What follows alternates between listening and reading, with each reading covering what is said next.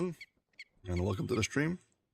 As always, my name is Aldbar, and yeah, get in your DDO questions, line them up. I'll do my best to try to answer them. Yeah, let's get going.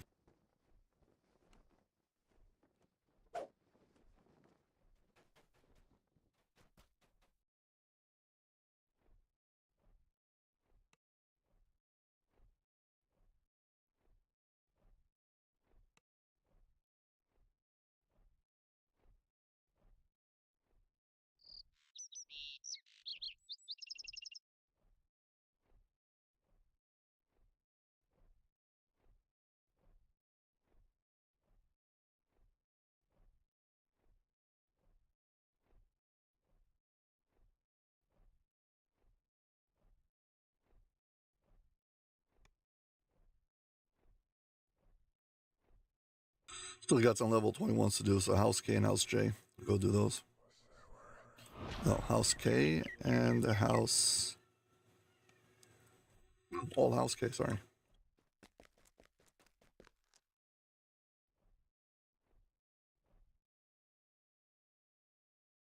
Forgot for a second the red fins are also in House K.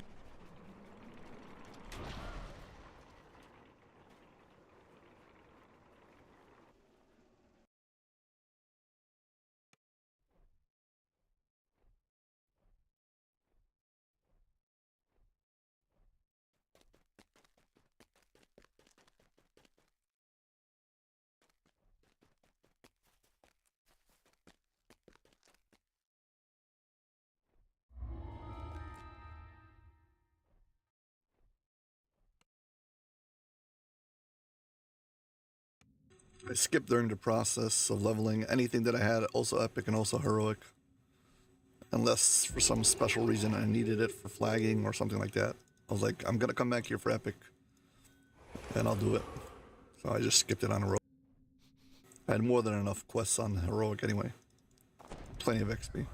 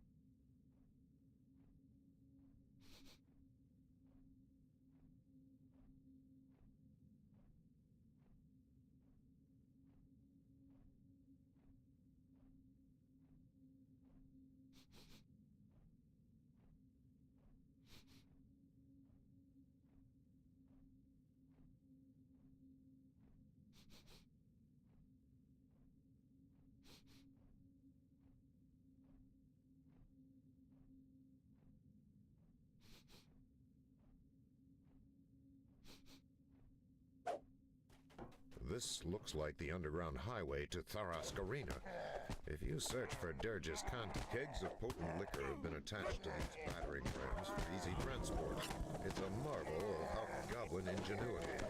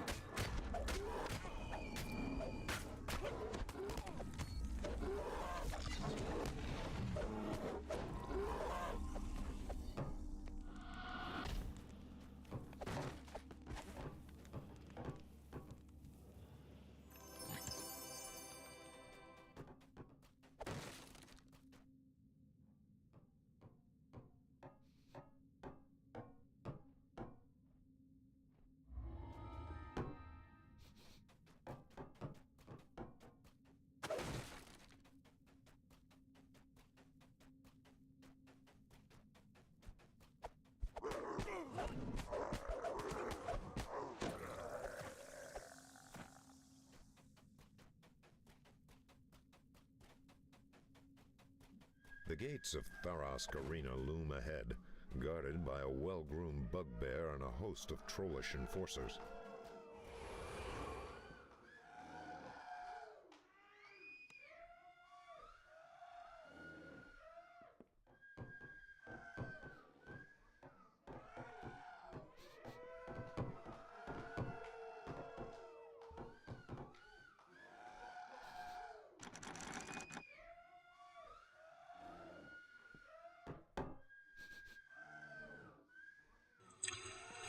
Unfortunately, doesn't have the skills for it. Too bad. Monstrous spectators pack the stand, eager for the main event. A few growl and curse as they catch sight of you.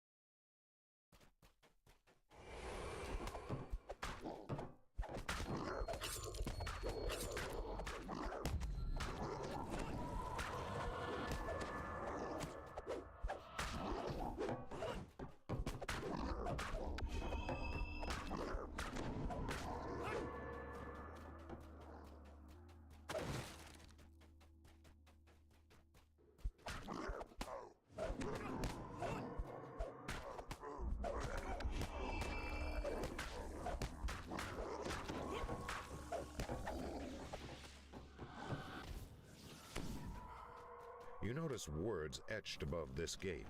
Ready Room 1. Inside, scarred and muscular trolls wait restlessly.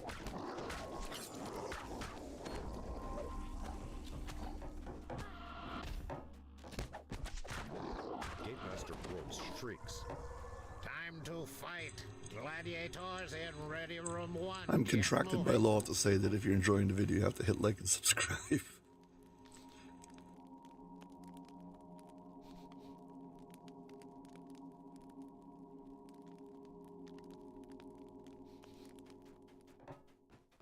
I just did that to get my action moves back.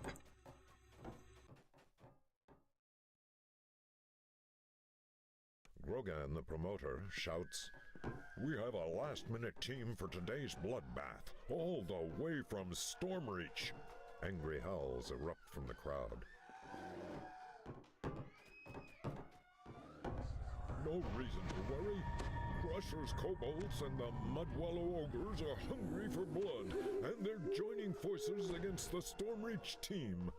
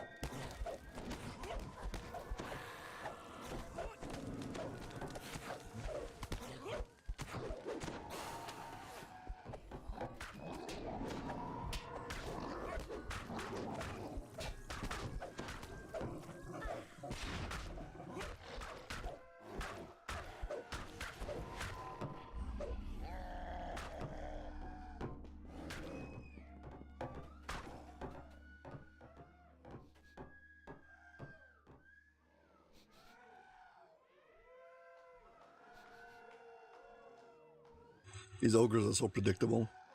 Attack him. You can see where he is. He's going to stand right behind me usually.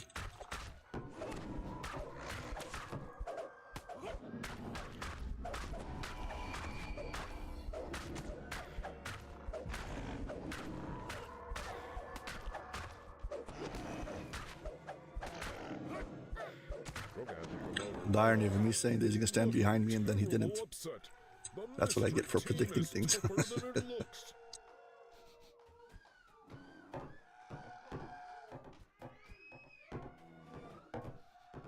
Their luck has run out. The Horns of Fury and the Maelstrom Princes have slain hundreds of their kind. This should be the shortest fight we've ever seen. Let the slaughter begin.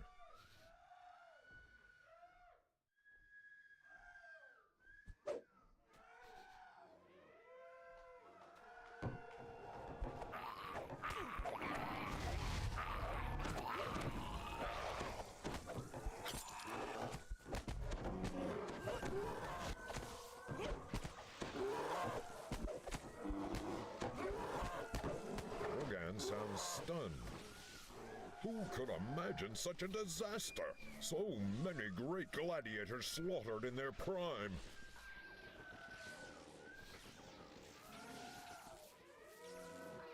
It's time for an all-out showdown. Fresh fighters from all four teams have armed themselves for battle. Their horns are sharpened and their weapons are drawn. Our brave fighters are entering the arena. The battle is on.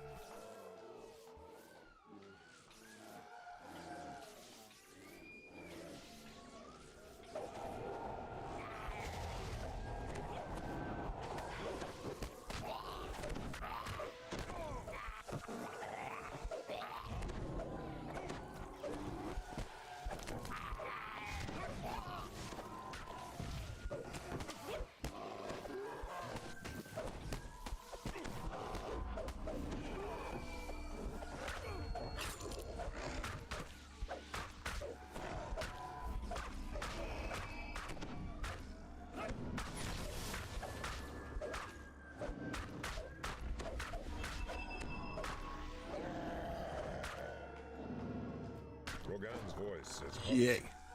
The Stormreach team has spilled a sea of blood today. I was hoping I was going to kill him with the dot before he could Sail to victory. heal himself.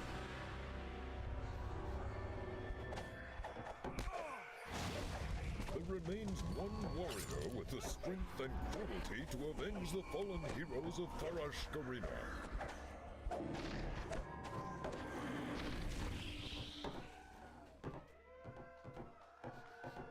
Sometimes I really can't stand the timing of the mist, whatever they're called. Deadheart the Unbeaten.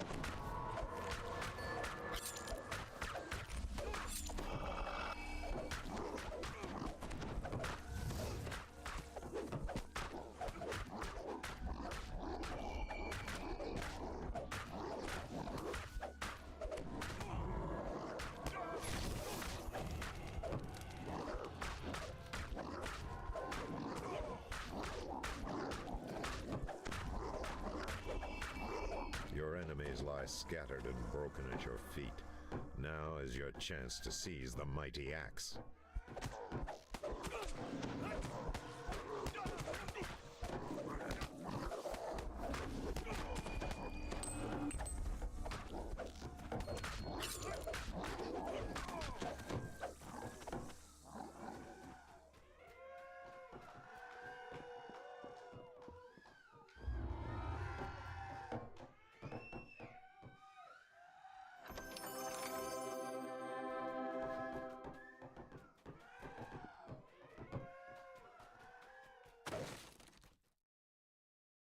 More loot.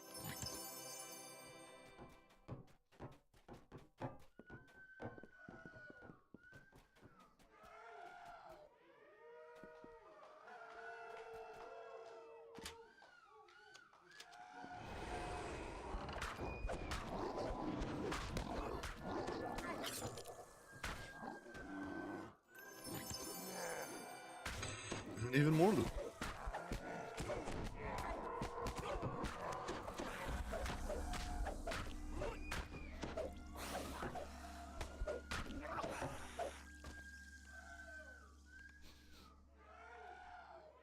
Should really get some better hirelings.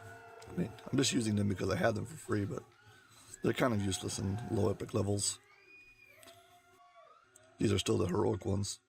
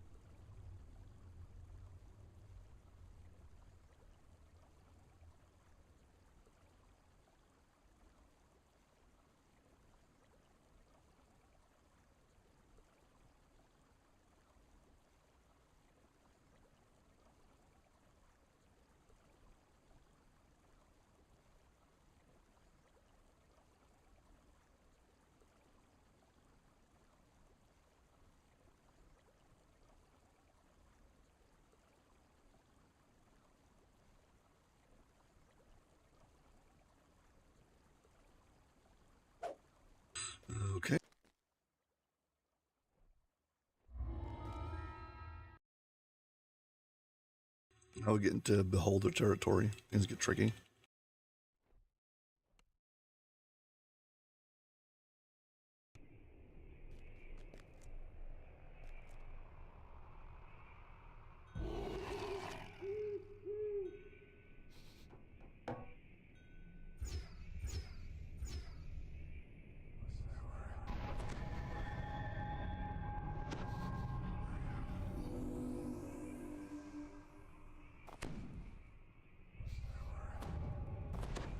Just gonna park my help here, just in case.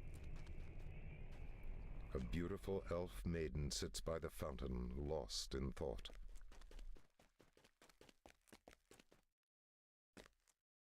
Forceful winds threaten to send you off into the ether.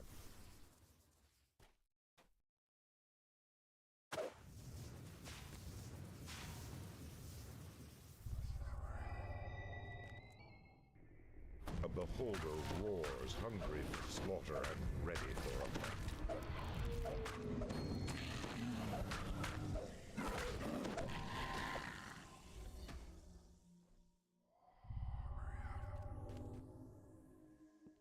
Only one negative level, not bad.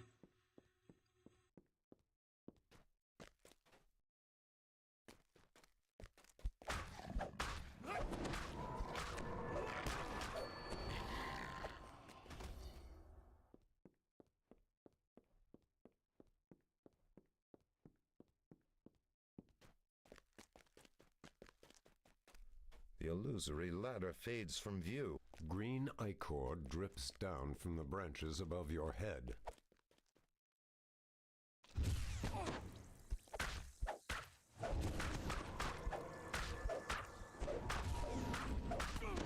I forgot that my consecration doesn't heal yet.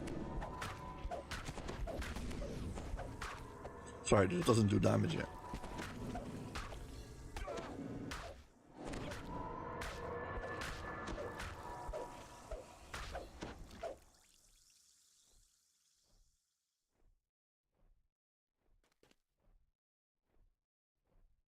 Where's the last ooze?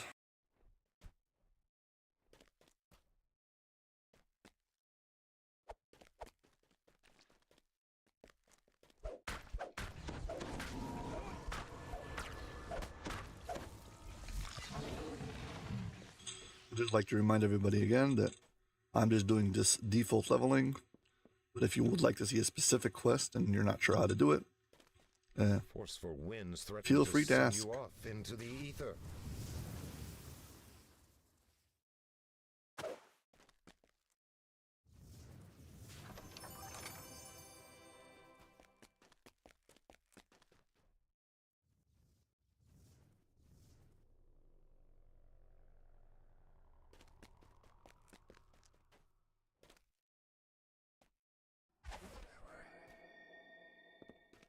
A beholder roars, hungry for slaughter and ready for a fight.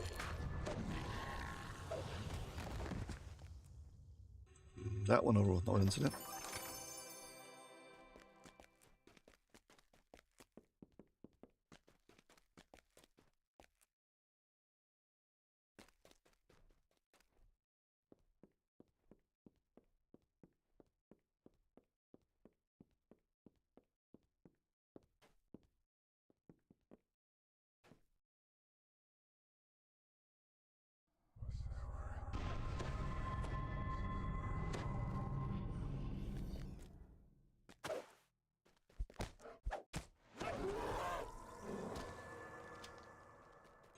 That was 1 out of 3. We got 3 of them we need to do. Interesting, on heroic you don't have to pull any runes. It's only on epic.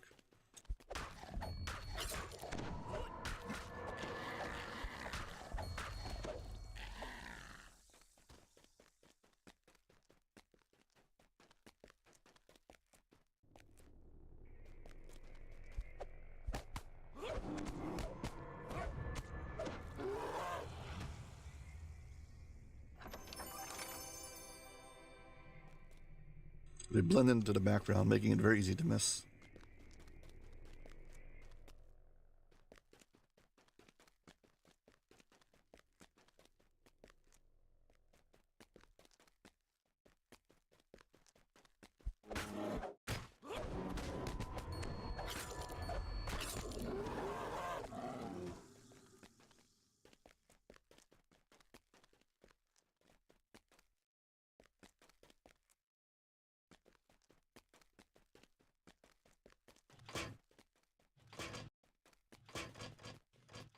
Okay, I think I covered this part of the maze.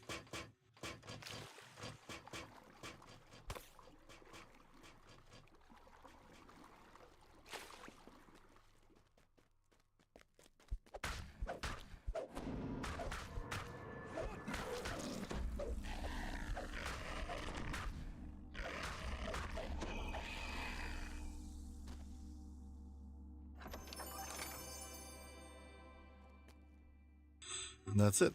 Got all of them.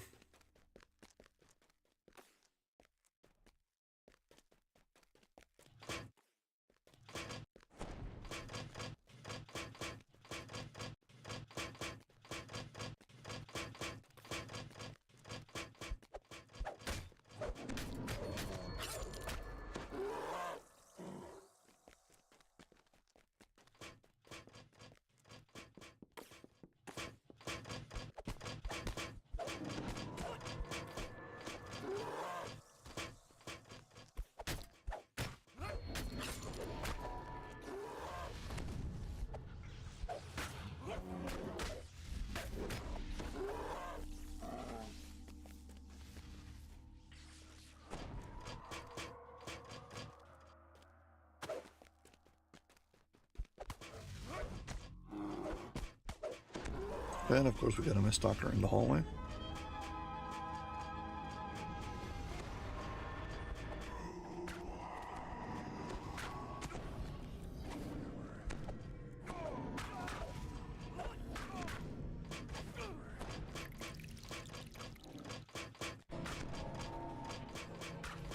Why does it have to be the head of the beast?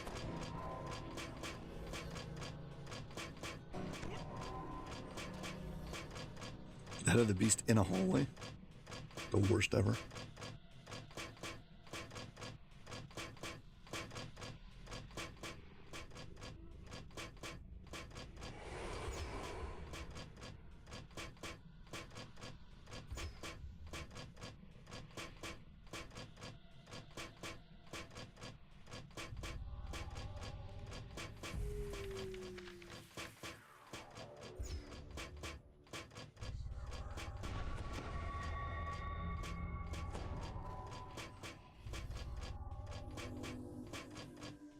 I don't feel like facing the head of the beast.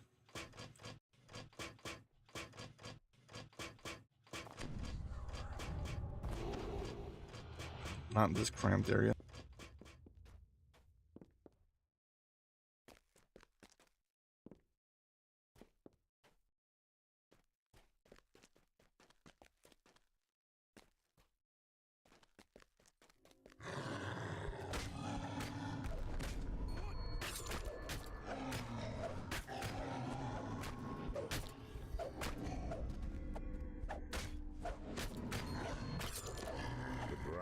Shudders as the fearsome giant is laid low.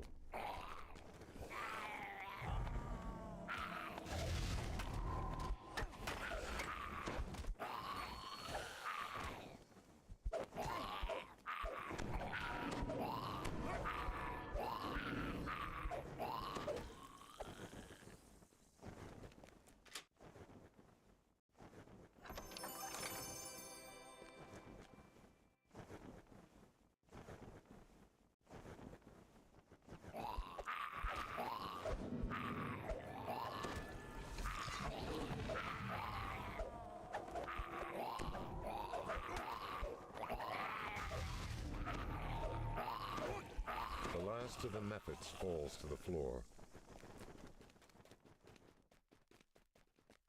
Let's see if I can do this cheese double jump now.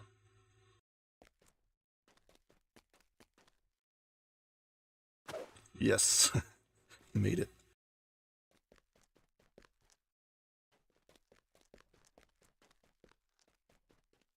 All of that so I can skip this entire sequence over here.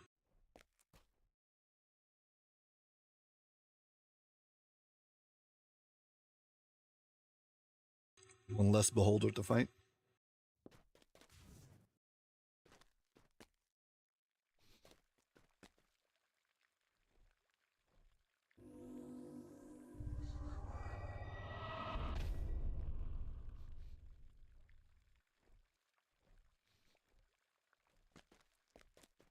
Oh, I'll have to go pick it up. What I dropped it.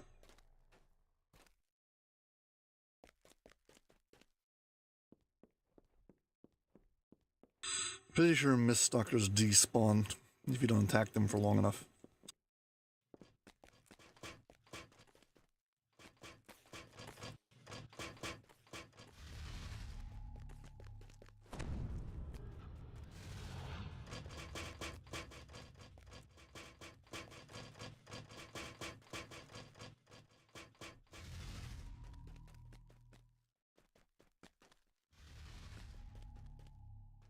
I really hope the quest isn't like incompletable now.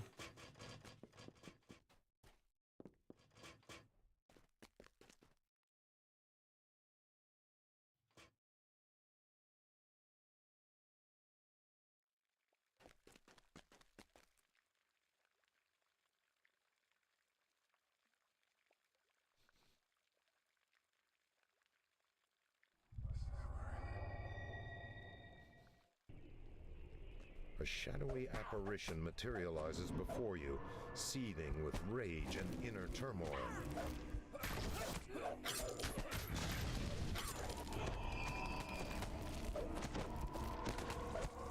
For a moment there, I thought I bricked the quest.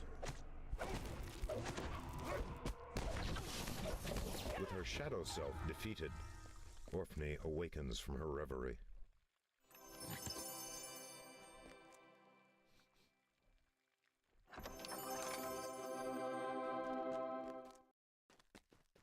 Let's hope I don't get one shot by this trap over here.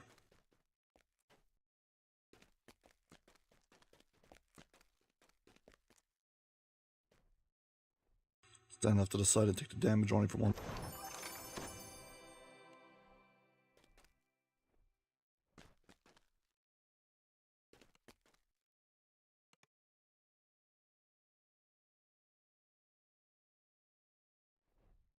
Well, it wasn't fun dying, but at least I didn't have to recall.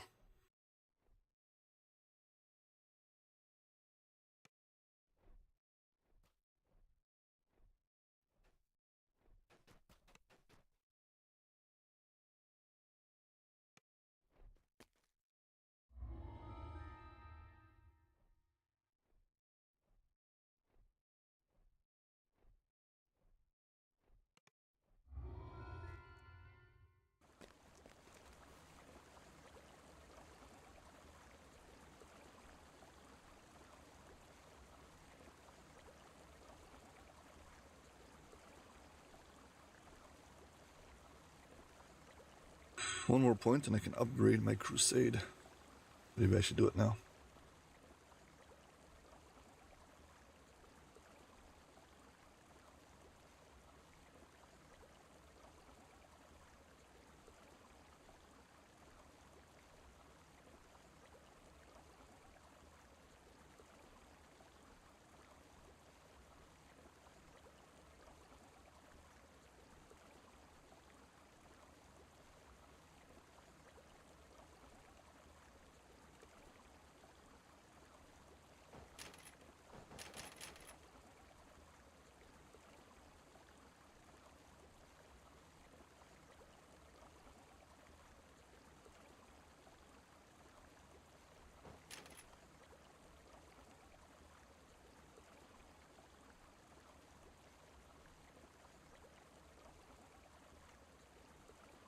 I know I just gave up on a core, but I'd like to have some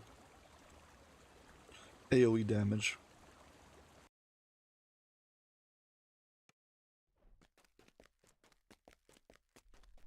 The stone bridge ahead has collapsed into a gulch.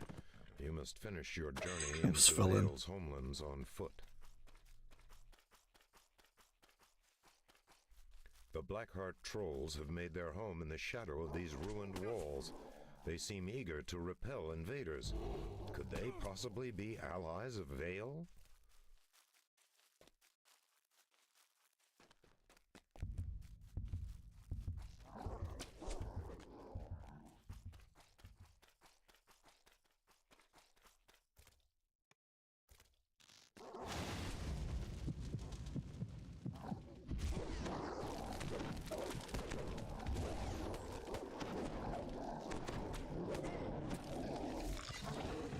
This is so beautiful. Hi there.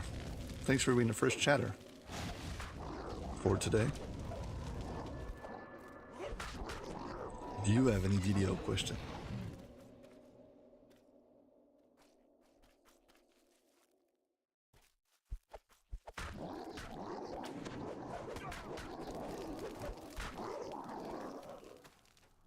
Ahead, a glowing barrier blocks access to a forbidding cabin. Guttural So far I've been doing some leveling every day and then doing some solo raids at the end of the stream.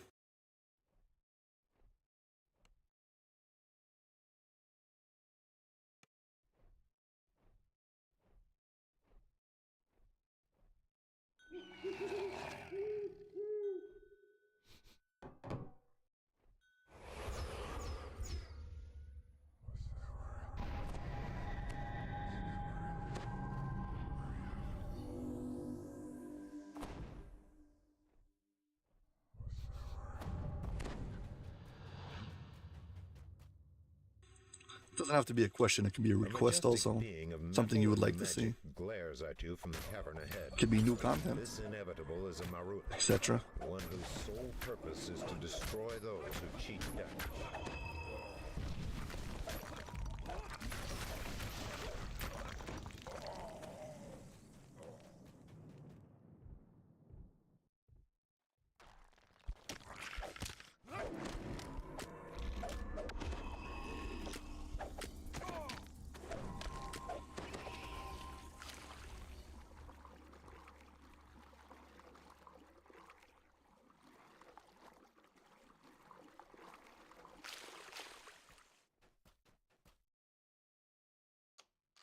A group of drow ambushers in the next room howls a battle cry.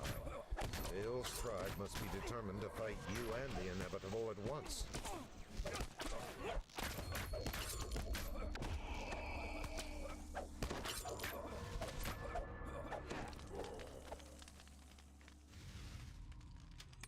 Thank you. Hope you have a good day.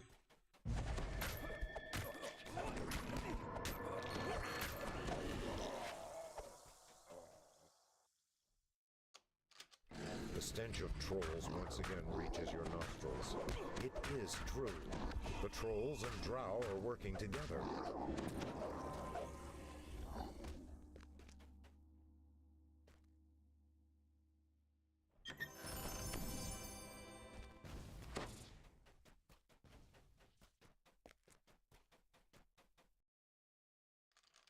As the gate grinds open, a drow scorpion screams a command. An answering chorus of shrieks erupts from behind you.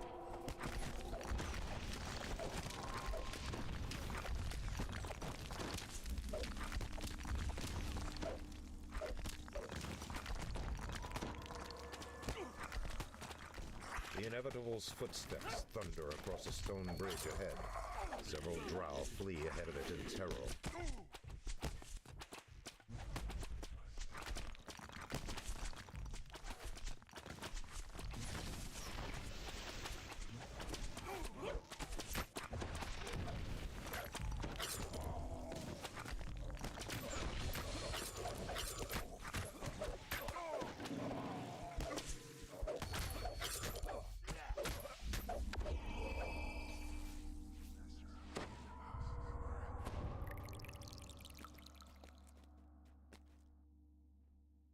I found out you can actually long jump over here and pose next to the Marut.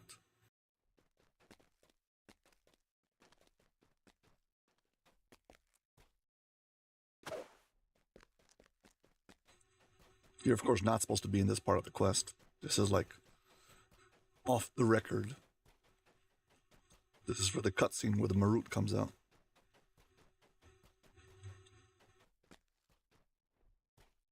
Be careful you don't get stuck in the floor.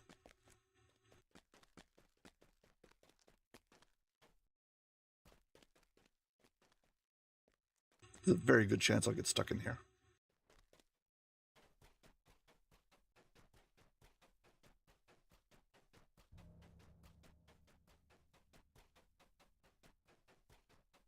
It's fun to explore these places of the quest where It's not officially meant to be explored.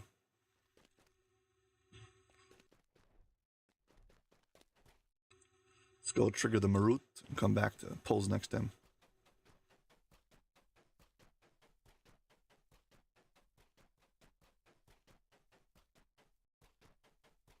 You have caught up with the inevitable. It stares coldly at you, perhaps calculating the threat you pose to its mission.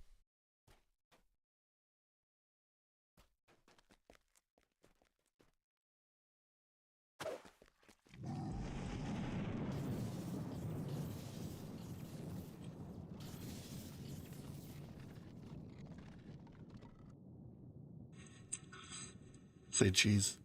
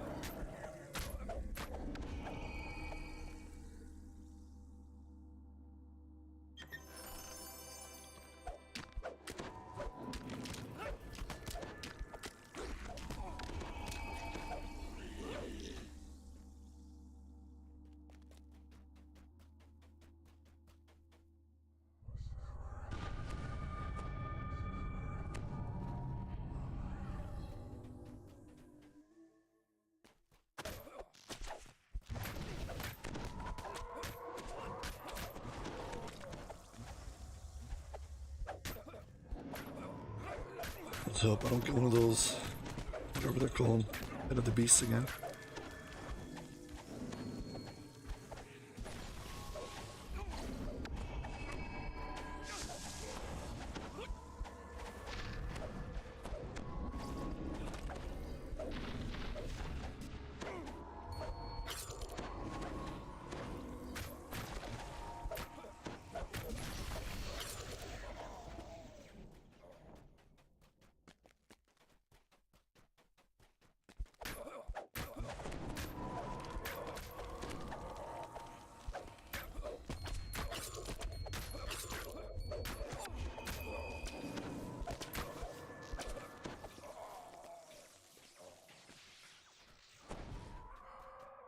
You stand amidst a scene of terrible slaughter. The inevitable has already passed this way.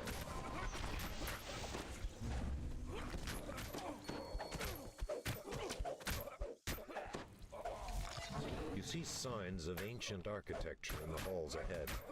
Vale's tribe must be living in the ruins of an older civilization.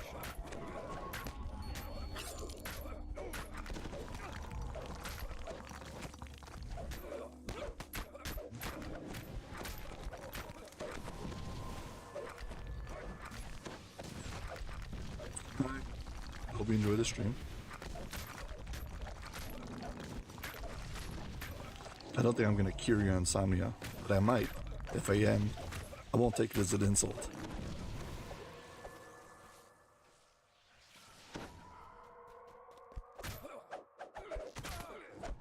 Just in case, yeah. Just in case you didn't get it. If I'm that boring, do you fall asleep? I'll take it as a win.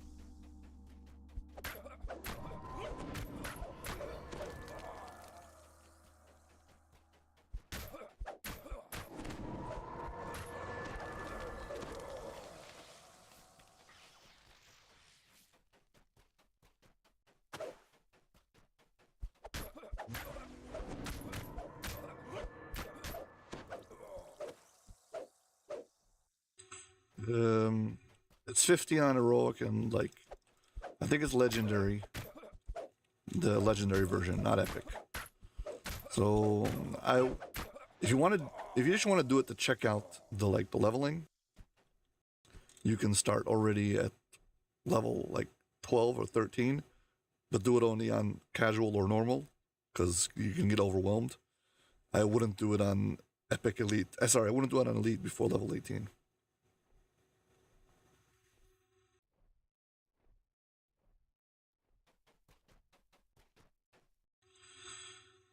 Signs of Gamers asks, what level can you start doing Sharn? So the answer is earliest like level 12, but only do it on casual or normal. And if you want to do it on elite for max favor, so probably not before 15, unless you're very powerful. But I would recommend more like doing it at 17 for best results.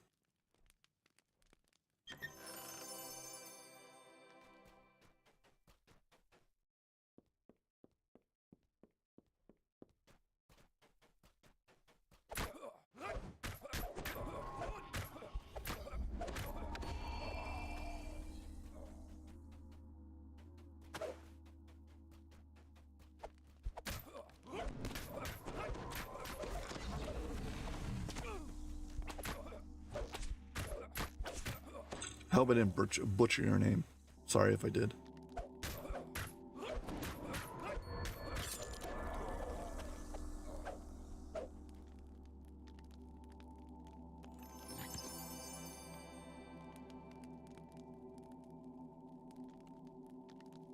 You can already start doing Sharn then. You can just go in to Sharn, but don't do it on casual. If you just want to explore, casual is great. So I wouldn't stress about it. And then you come back later, once you know the quests, and then you can do it on elite or whatever. The Marut stalks down the hall to your right, relentlessly focused on its target. The locked gate ahead. How are you enjoying the quick stick? Is it going good for you?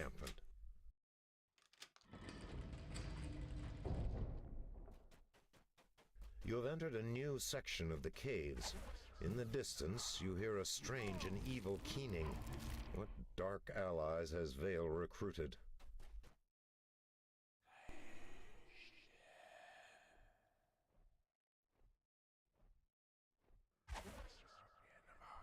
You have never heard of a beholder serving a drow, or anyone else.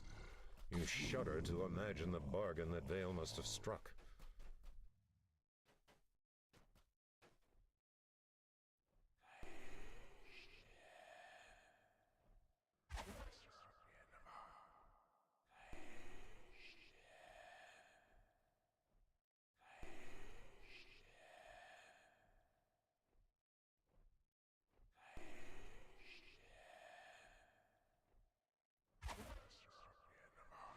The truth is, you're not supposed to play elite on your first life. You're supposed to play normal on your first life.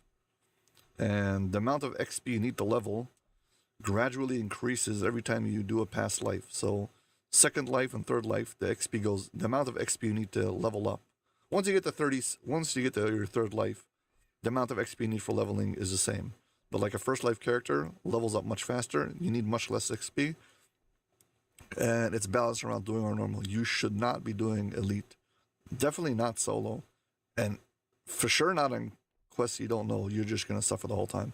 So don't feel bad about it. It's just, you're setting yourself up to get wrecked. So, yeah. Readjust their expectations and you'll have a good time. If not, you're just going to get destroyed again and again and again. It's something that took me a long time to get over. It's like, I want to do elite because I want to get max favor. Then I tried elite and got wrecked. And I was like, nope, I'll just bump it down to hard. And then sometimes just bump it down to normal. So it's totally fair. No need to suffer.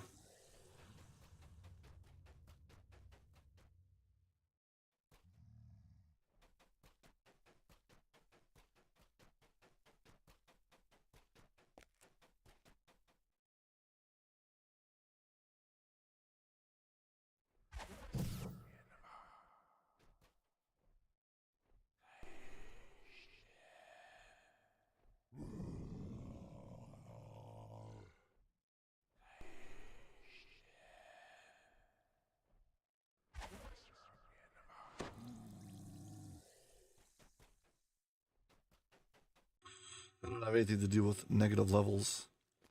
Not consistently. So, trying not to get hit.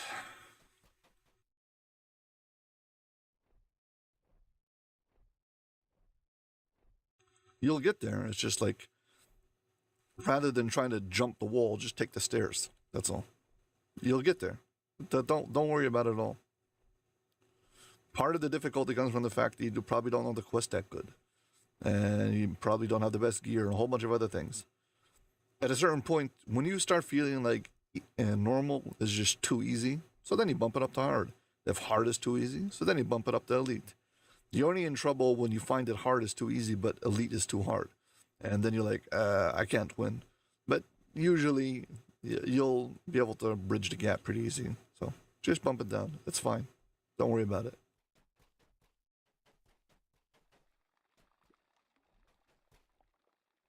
I used to do great on the heroic elite, and then get to epic and get wrecked every time. It took me a long time to recalibrate that. I was like, I don't have to do epic elite. I can do epic hard also. So I know the struggle.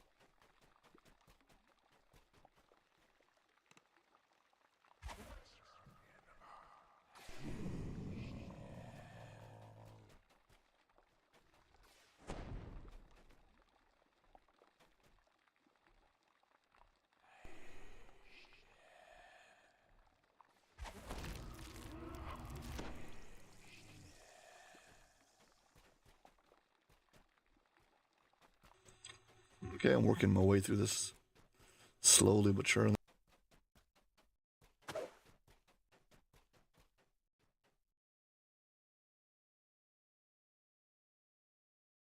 Yeah, Marut. What happened? He stunned you and you just saw your life vanish?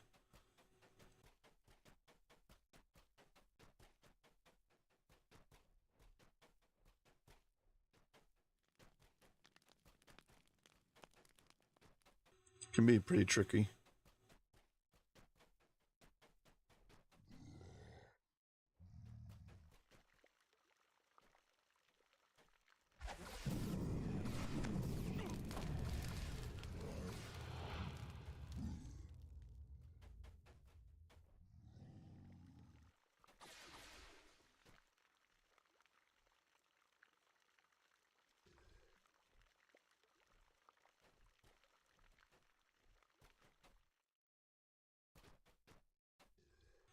Yeah, I hate it when they don't play fair.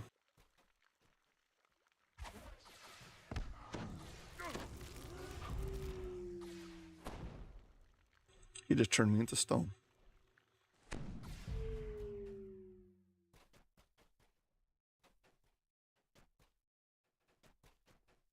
Now I have 8 negative levels.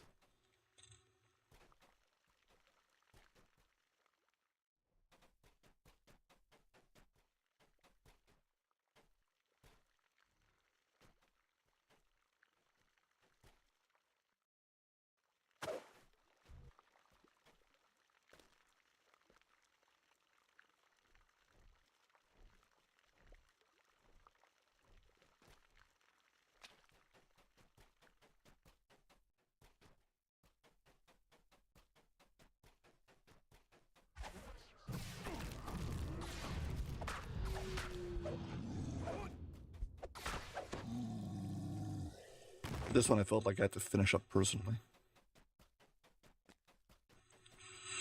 Yeah, that's one of the big weaknesses of melee builds.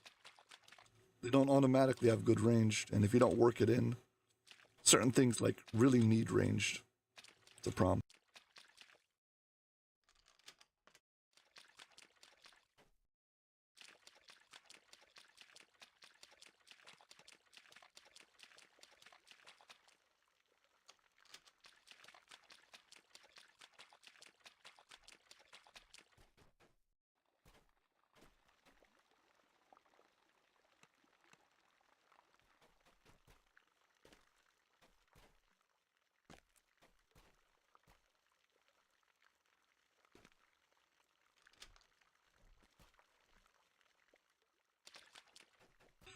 Are you playing the quick stick build, and that's why you suck at range? Because if so, I apologize. It's not my fault.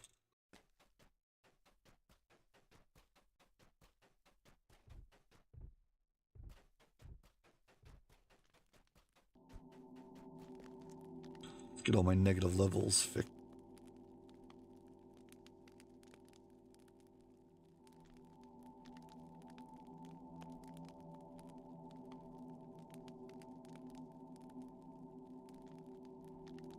Nah, if you like ranged, I also made a ranged build. But basically, the way I'm compensating for it is when I get the Epic Destinies, I start using this ability from Monk that hits things with a pretty good strike. It doesn't require much preparation for it to work, so that's my way to avoid it. Other than that, I'm stuck with a Shuriken, who doesn't do a lot of damage, unfortunately.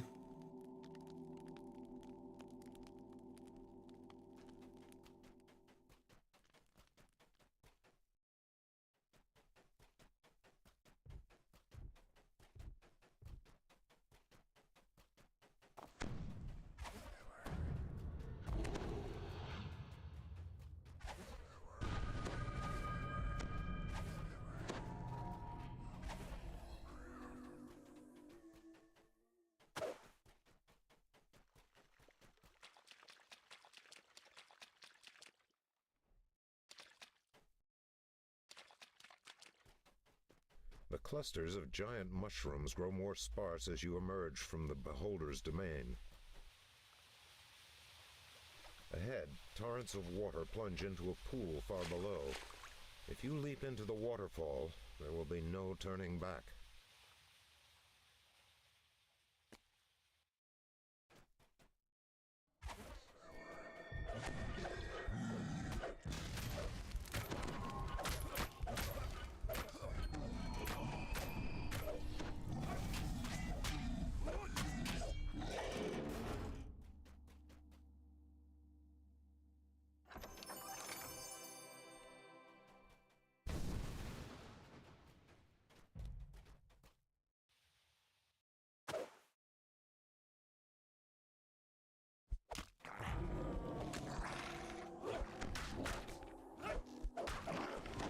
I was just hoping it didn't dispel me. It's the worst. Have to rebuff yourself every second.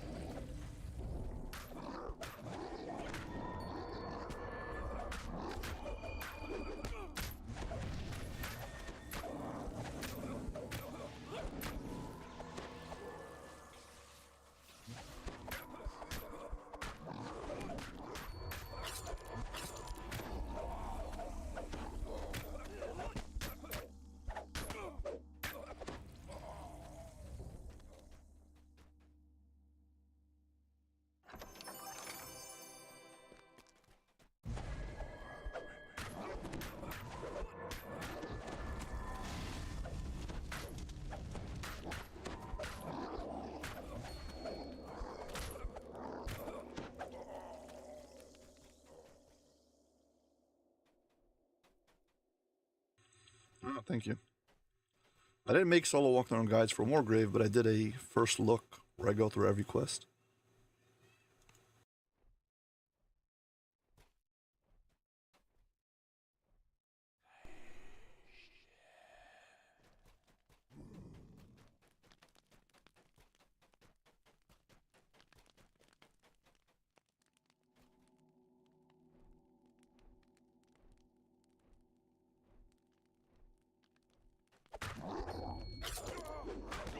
I did do some individual quests, so I'm not sure which ones you're referring to then.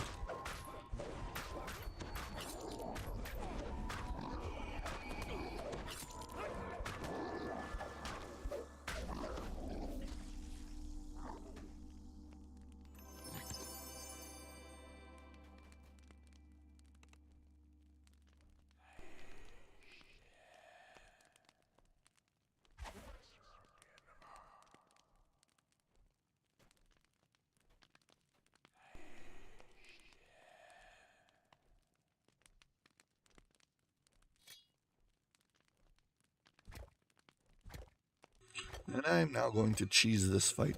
I had no intention of suffering for no reason, so I'm just going to stand out of range and hit him with a ranged attack. Put auto attack on.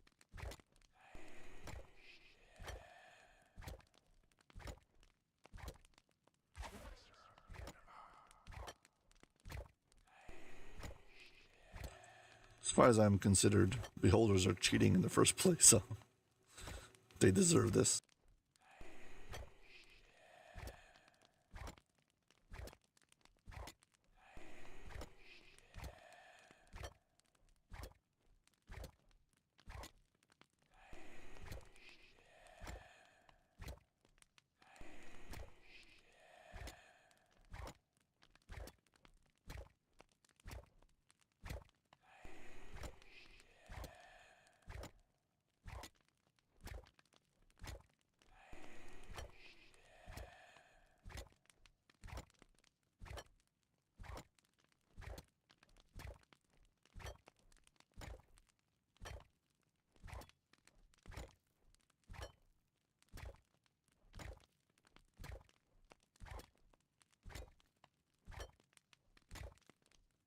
Trying to see, I don't remember which quest that is. Beautiful Nightmares.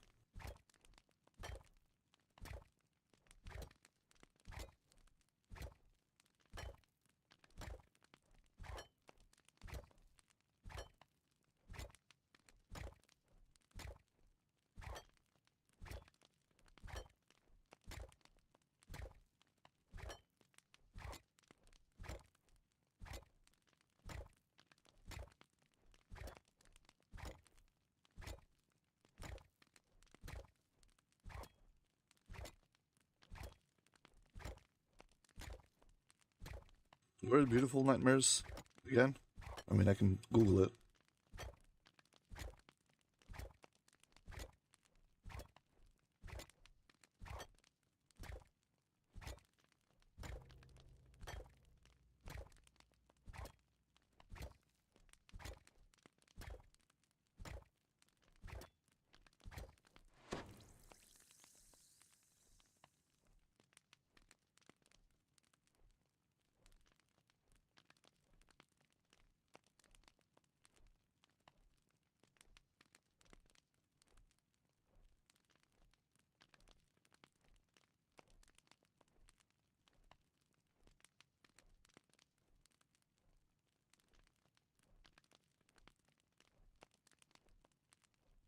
Oh, yeah, I made a solo walkthrough guide for it. It's the one in the plaza.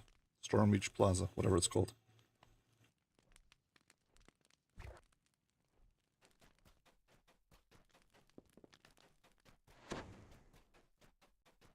So, relatively speaking to quests where you switch between realities, it's actually not that bad. I made a guide showing how to do it with all the optionals.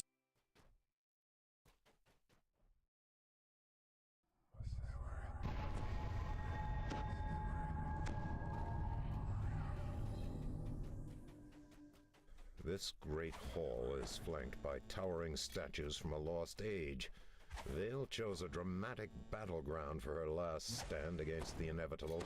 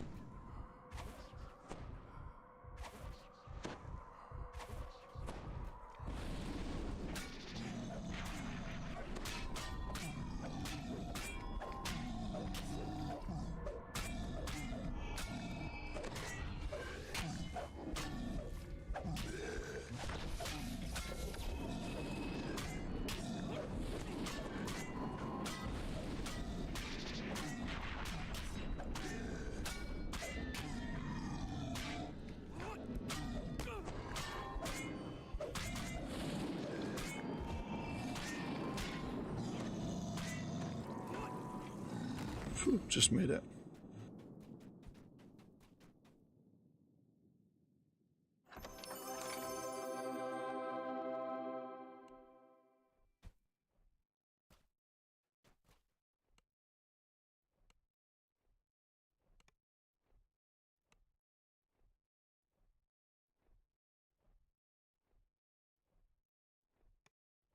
Nice. I didn't die.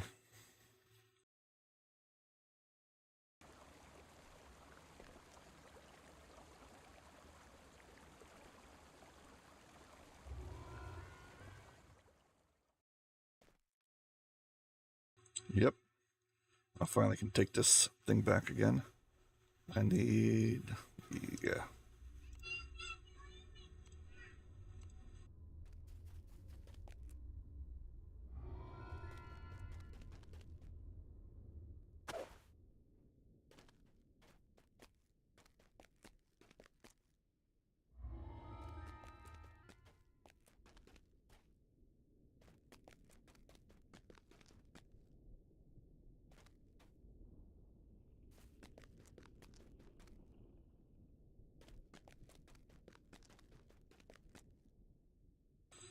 We're up to Haywire's Foundry.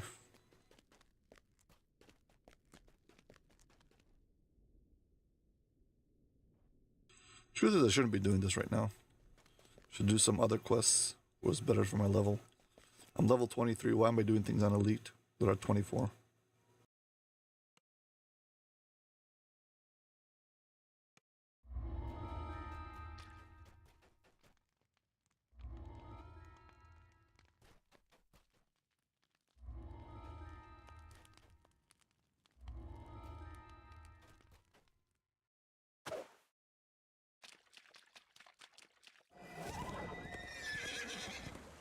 Even the last quest, I really shouldn't have done that. I should have waited until I take a level, then do it.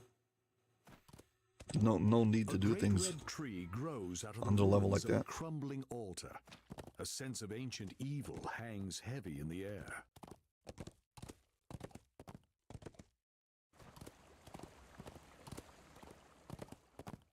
A hidden waterfall empties into a rushing stream, just one of many small brooks that feed the red fens.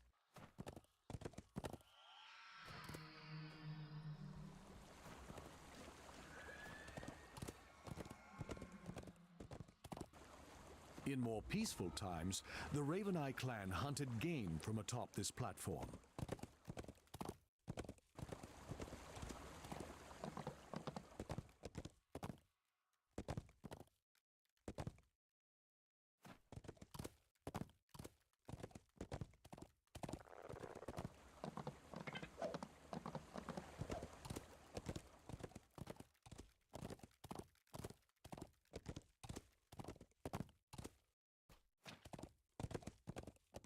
I like opening up the wilderness by finding all the explorer areas.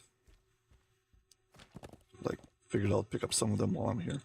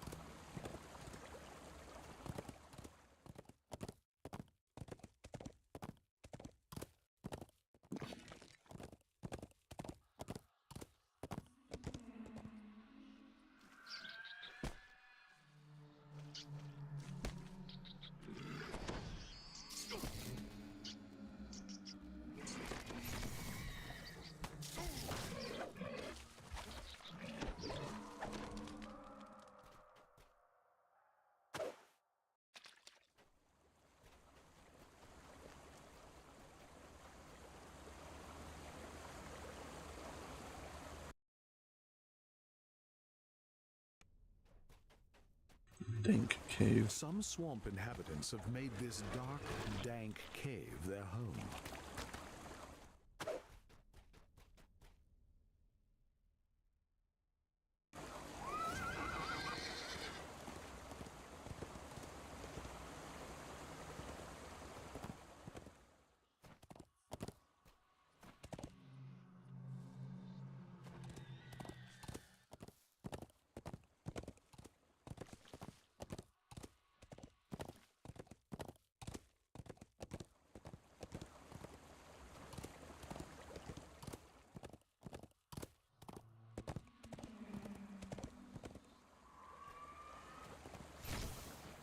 This is the end area.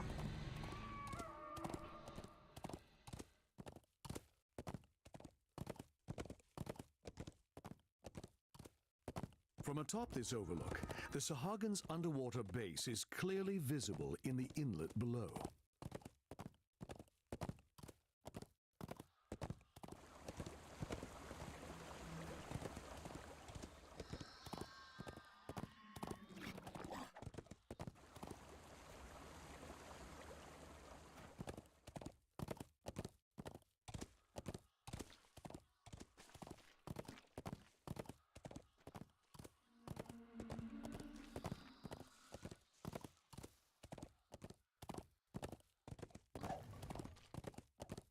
The Raven Eye village has been reduced to smoking ruins by the Sahagin attacks.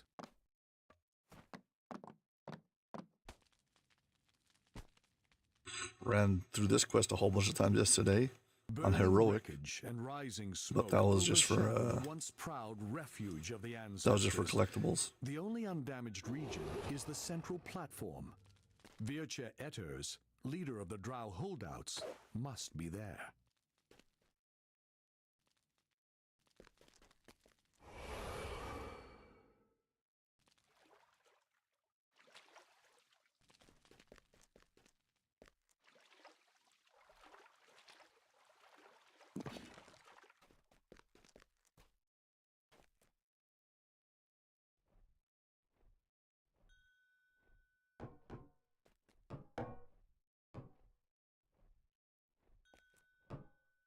The villagers watch the slimy water with stern eyes. The attack could begin at any moment.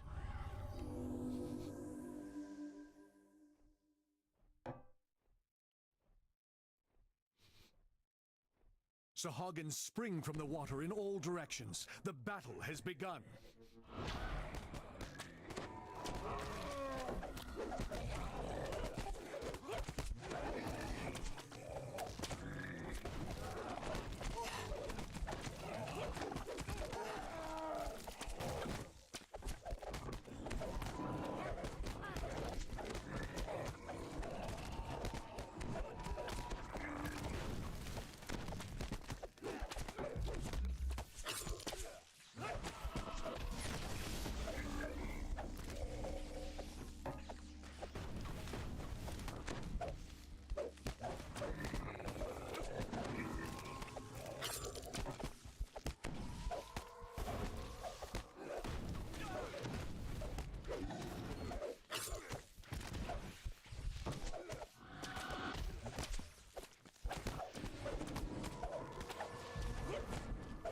I personally despise these tower defense quests.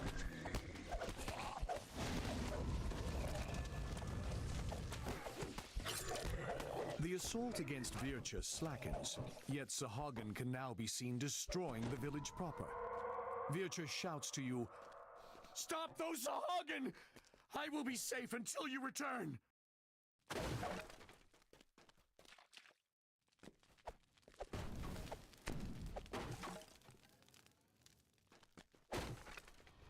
Complains about somebody destroying the village, I'll go and smash up all the breakables and do it myself.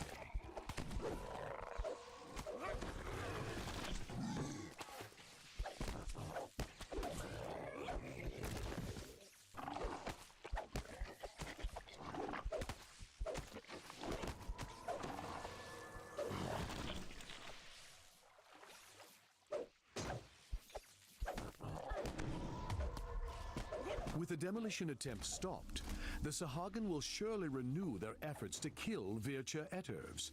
He will need protecting again, and soon.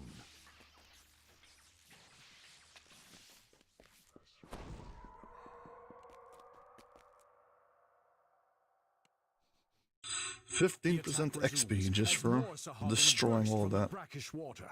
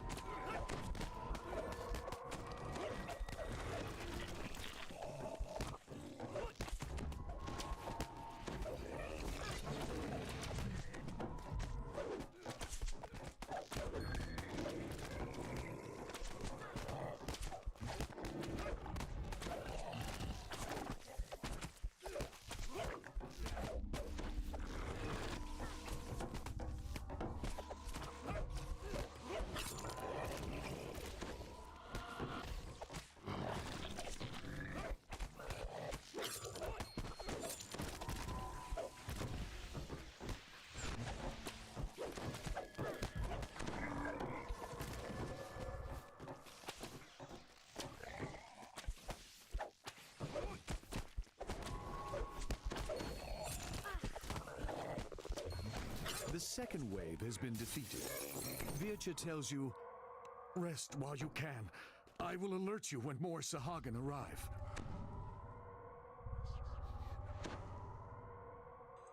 Never mind, just move on.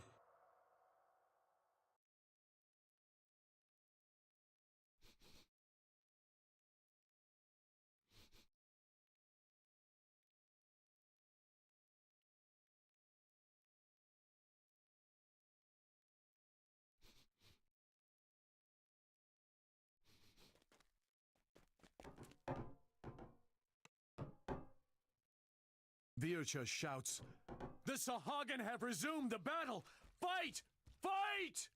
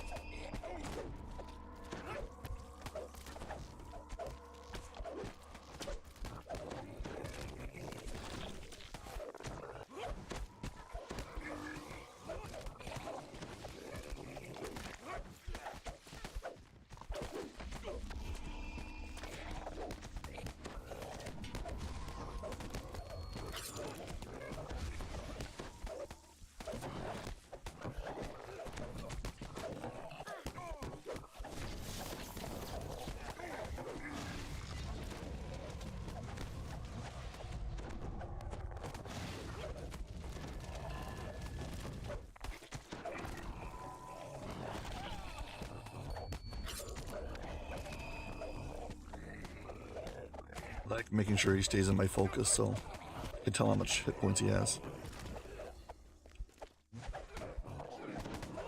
A third wave of Sahagin has been destroyed. Despite this, you feel they will press one more attack. The water foams angrily as a Sahagin necromancer appears from beneath the depths.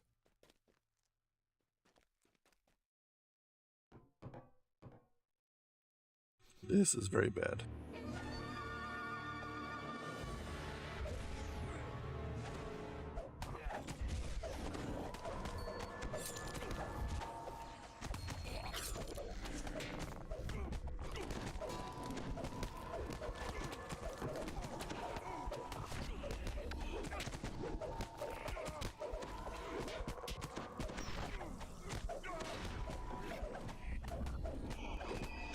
Ketten's lifeless body falls to the ground. Without Oh, hi. the necromantic powers to animate them, the drowned zombies collapse as well. The refuge of the ancestors has been saved. Like your name, Grandpa Origami.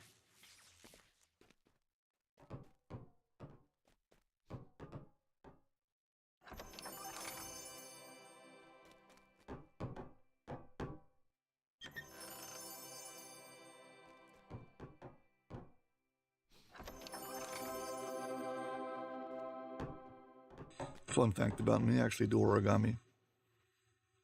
And no, I don't have anything in reach that I can get up right now and show you.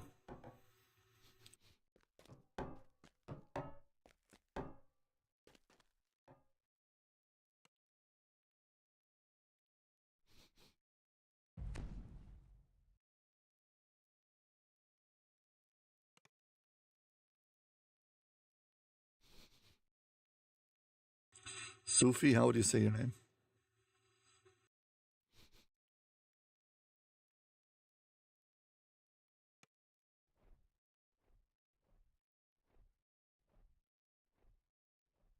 I'm assuming you play with Voodoo.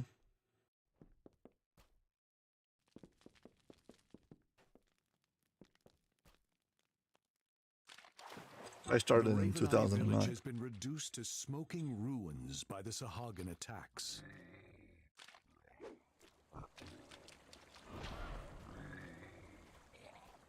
So, well, what kind of build are you looking for? I've got a whole bunch of builds I can rattle off.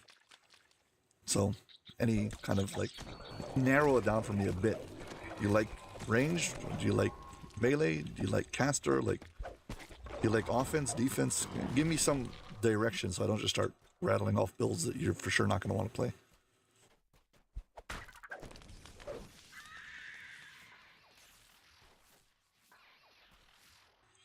No, I haven't made it up to date. The machine bow build, yeah. Using a great crossbow, like it's a repeating heavy crossbow.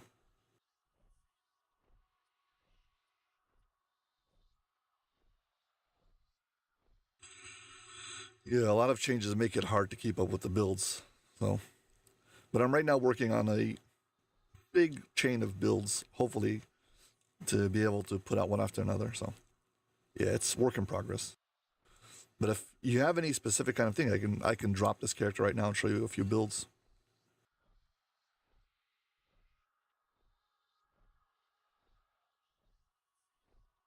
So you like ranged?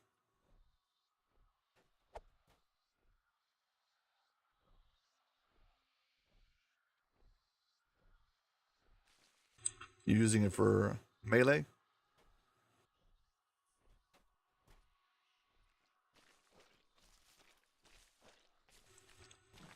Okay. Give me a second, then I'll show you a few things.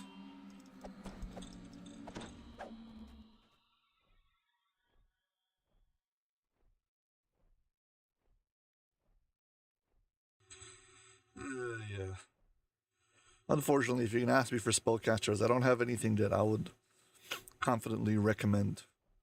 Because in theory, I've got a whole bunch of builds, but in practice, I haven't actually built them up, made them go to 34, and put them through pressure testing. So I can't really say that they're good. So if you would like to check them out, you can. But if you want to build that I know is good, yeah.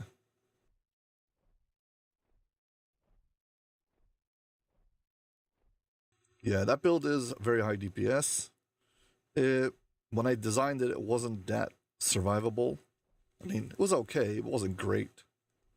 I would do a whole bunch of fixes and changes to it. But now it has more. What's it called? It has more.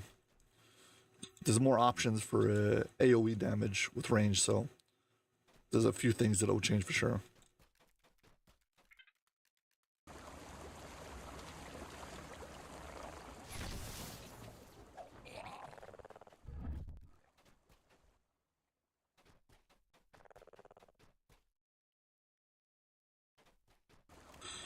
I never got into Reaper.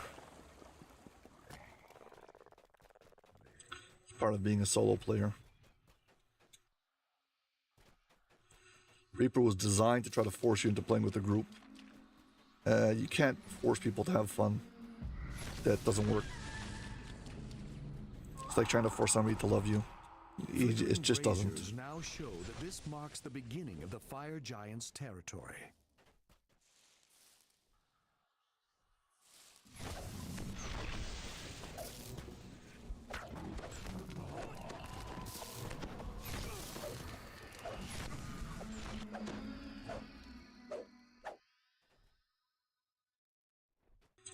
Yeah. Every time I'm like thinking about updating it, they make another change to the game. I'm like, I'll wait until after the next change. I was like, it's funny, like, they already updated Rogue. They already updated Fighter. Okay. And now they're going to update, they're going to update Monk. So I'm like, I'll wait.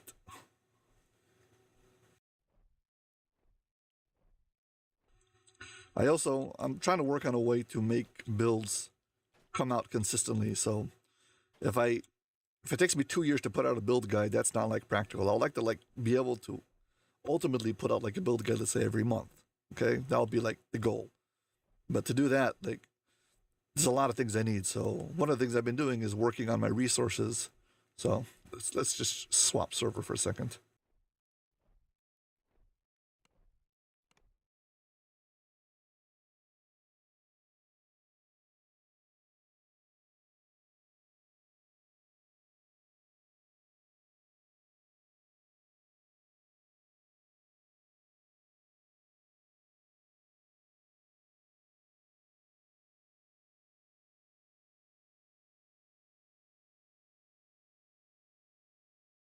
Hopping over to Orion.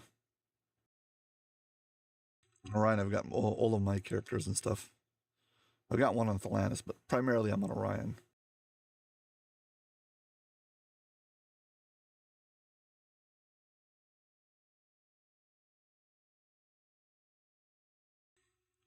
I found out you can change the game files for your loading screens. So I've changed all my game files to be mine.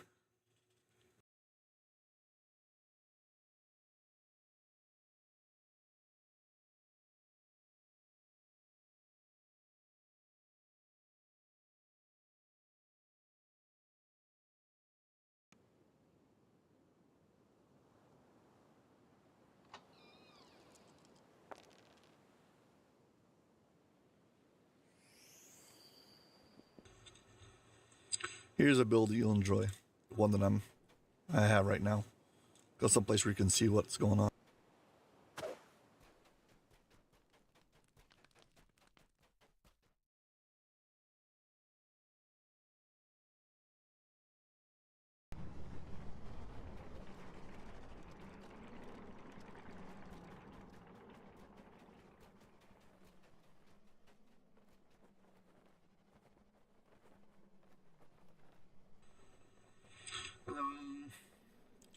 Yeah, this character specifically, somebody said, make a build about the Count of Monte Cristo.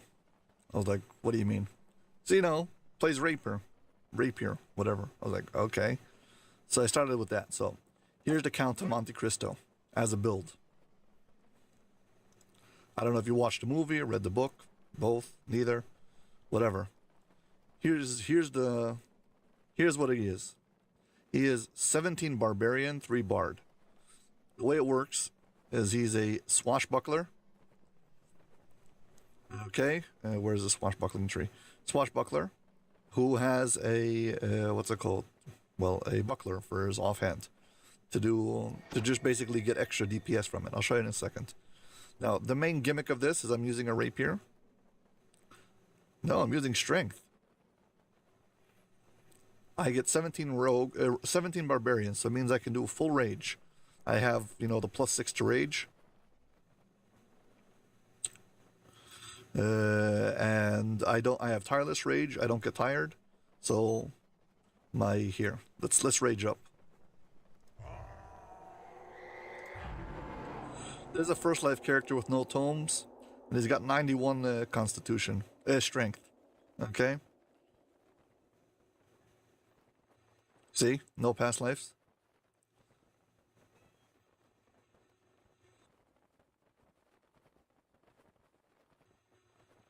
Yes, I don't get any negative things. Now, my attack speed, okay. Let's see.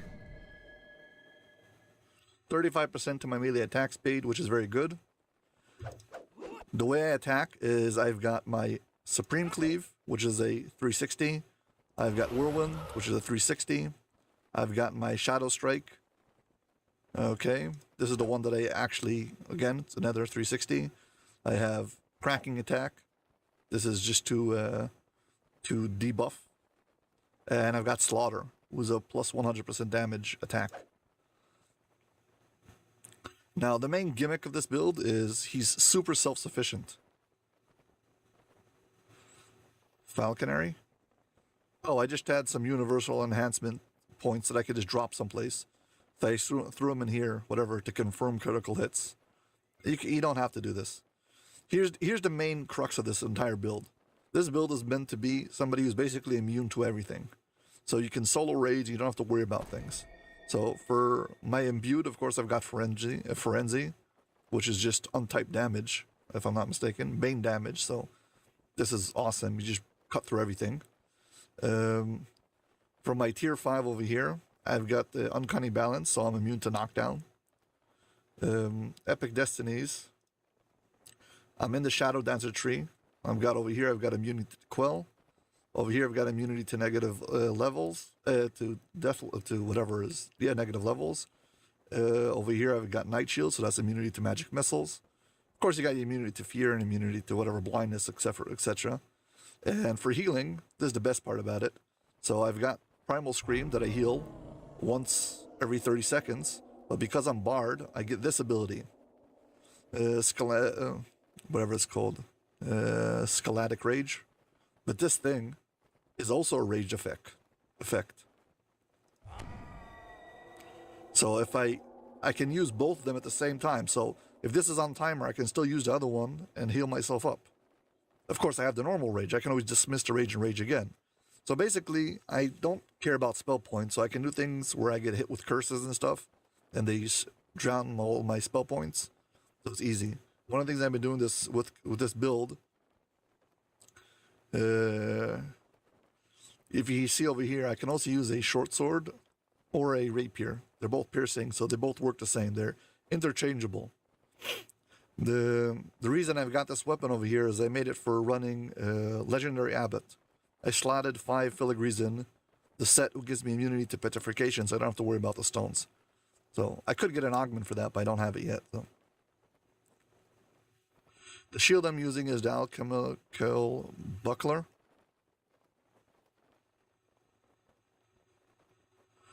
Do I have magical training? Well, yeah, I've got Bard. I think I have.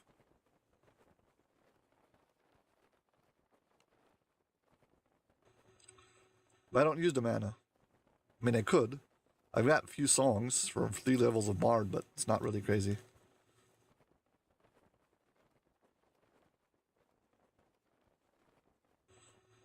So then I guess I just have some because of the ship buffs.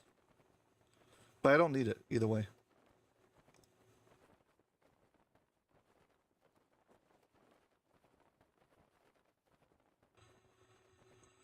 Basically, for my build, for the things I've got, here's the Epic Destinies if you want to see them. Make sure I got plenty of hit points.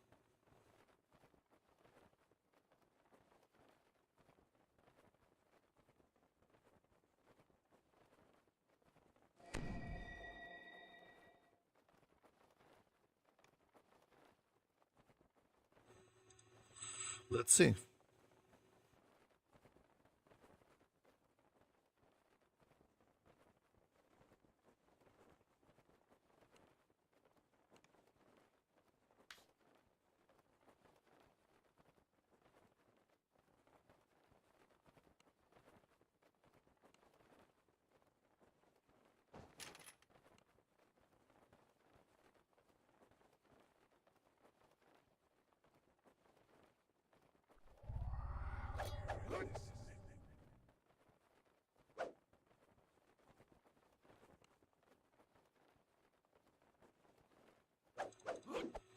Happy?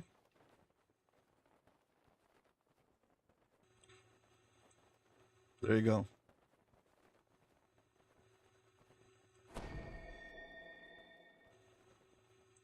Shadowblade? Which one do you mean?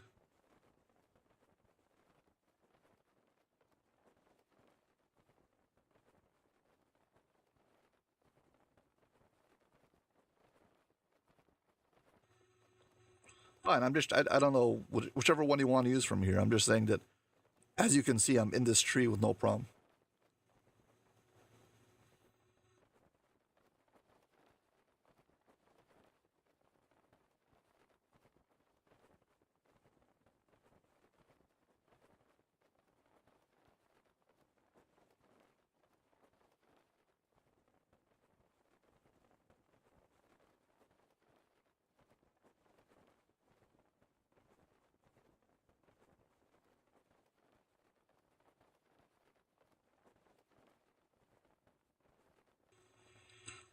Where is it on the tree?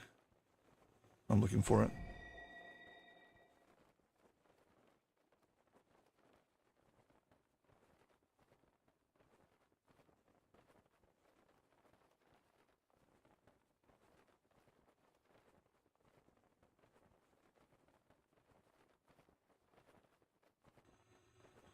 Imbued with shadows.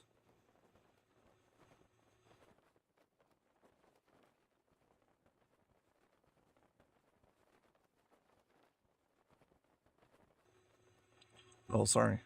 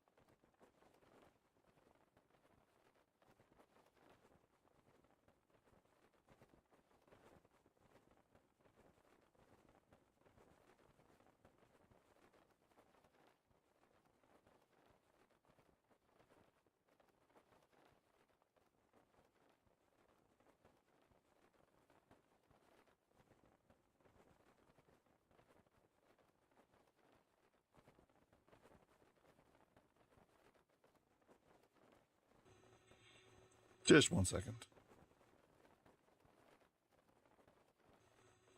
What was it called again? Imbued with shadow? Just give me the name of it. I'll type it in. Let me find it like that. Rather than go left, right, and drive yourself crazy. Imbued with shadow?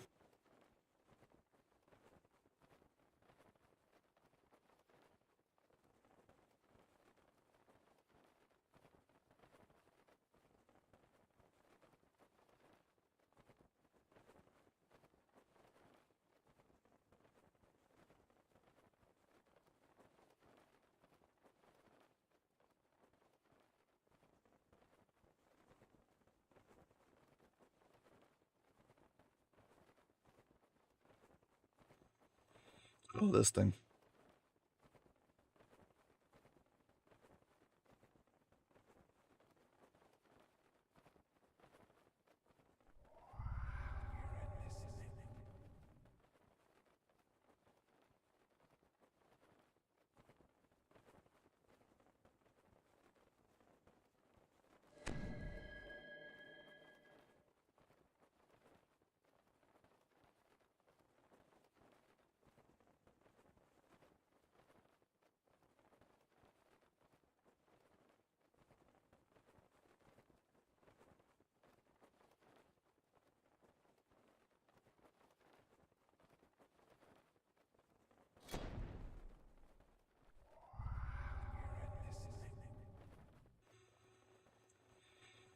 Nice.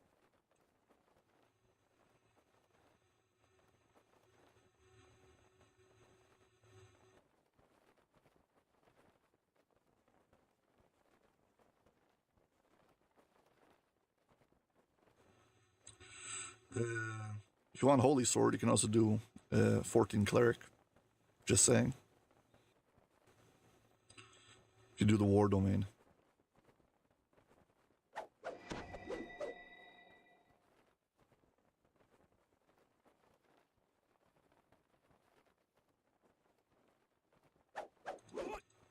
Well, it's a good tip. I'll keep it in mind. And yeah, I'm glad I can use it. So it's good to know.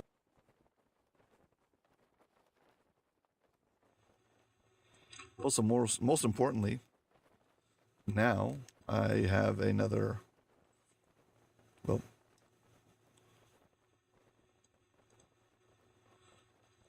we got a little dragon following me around.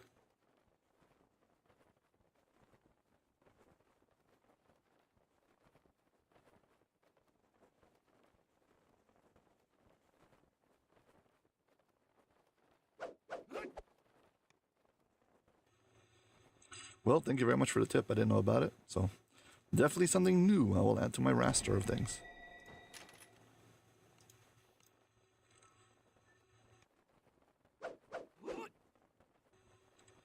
Yeah, I'm usually not online. I mean, I'm in game, but my time zone is crazy, so hard to see. It's unlikely you'll catch me. Yeah, just gonna finish up showing the build if you want to see it. I got the legendary alchemical buckler because I have my what's it called? The acid thing, Earth Atonement on it. So even if I swap my weapon out, my main weapon, it still has the acid atonement on it. Of course, I have deconstructor on it also, so I am adding stacks of vulnerability or whatever it's called when I'm hitting with the shield bash.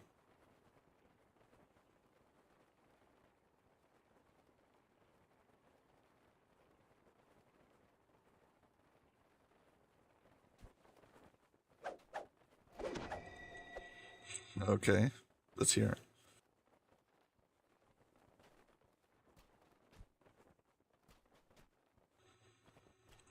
Want to see a different build, or should I go back to someplace else?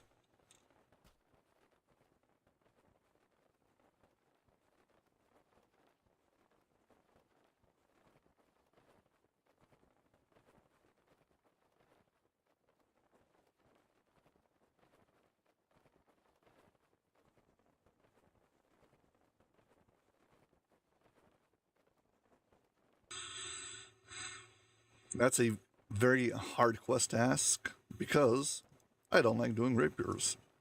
However, well, a long time ago, a long time ago, I made a poll of which build would come in next, and I still haven't uh, done good on my promise to put that build up. So here's that build on its way, and yeah, I made sure it was all free to play.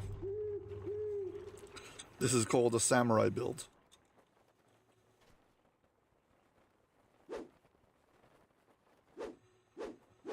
This is the closest thing I could find that looks like sort of like a katana when you spin it.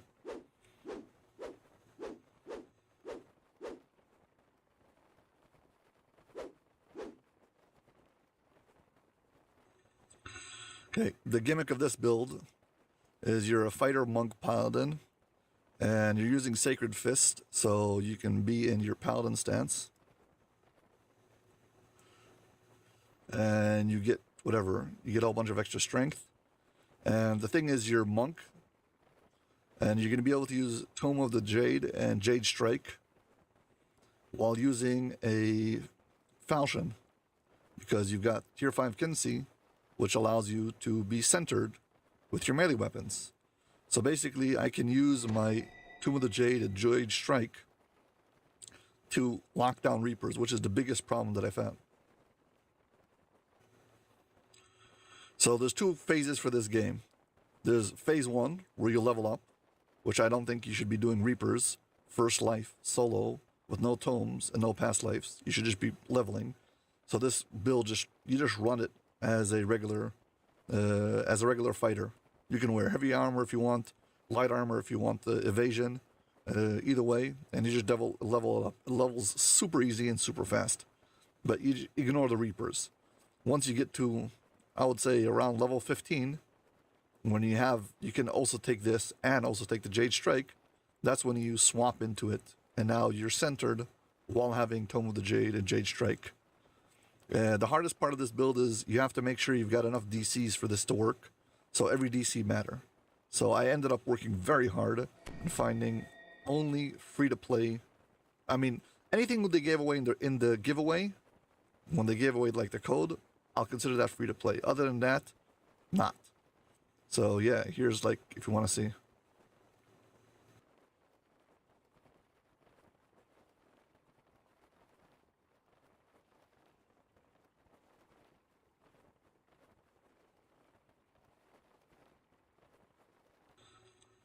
Yeah, but this is for a first level character, a first life character with no gear. This particular one happens to be second life because I TR'd him because I already had a character that was near level 20. But for most, it's a pure first life character. I would recommend doing this on your second life so you can get some kind of gear. I think like a tome, like a +5 tome. Let's see what I have.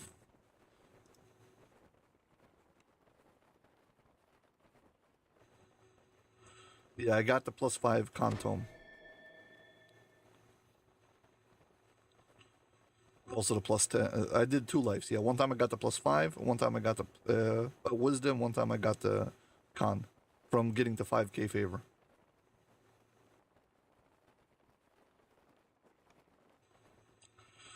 The second version of this was not free to play, which is that has the Dragon Lord, and you use for it the falchion that comes from Fate Twisted Feywild, so you stay centered that way. So that's a different build. It's a more expensive build. This is a pure free to play, doesn't require anything, just come and play it kind of build. And this is like I was working on. So this character, all of this I did solo. I was going into quest on R2. Again, starting once you have more. Here's the thing: if you have the rule of thumb is if you've got, let's say 30 Reaper points, so then you do R2. You do like one step less. You got 50 Reaper points, you do R4, etc., etc.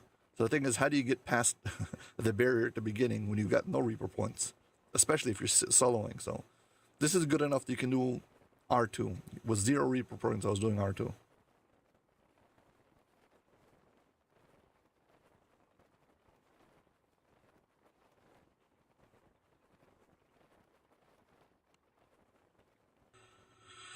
Anyway, so I think the hardest part of this was trying to get all the gear for this particular set, because I needed like multiple sets so everything would stack up.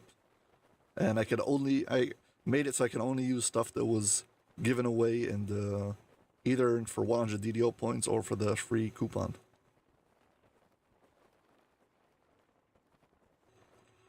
Yeah, lower levels, this build cuts through everything. Just as long as you're not trying to do Reapers on low levels, it's fine. Because really, you don't have the Reaper points for it. I mean, once you have like about 40 Reaper points, that's like the tipping point. And once you have that many Reaper points, it's easier to do R1 than to do Elite because of the power that you get from it. But until then, yeah, just do heroics on Elite, and once you get to Endgame, you start like harvesting all the Reaper points. So yeah, so this is the build that I was working on. I should probably get back to leveling this back to 34 and then do the build guide. Once I finish with Cormyr, I guess I'll come back to this and finish this one. I need one character on Cormyr to be level 34 that can do raids and stuff. And that character I was working on is getting close.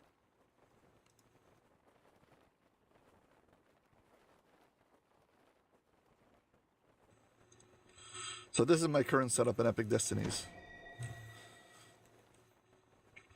Legendary Dreadnought is primarily the stance. I've changed multiple different things, but here's the goal. You have to be able to get enough DCs for Tomb of the Jade to work. Okay? Because I'm standing here, I only have 89, okay? Without any buffs whatsoever.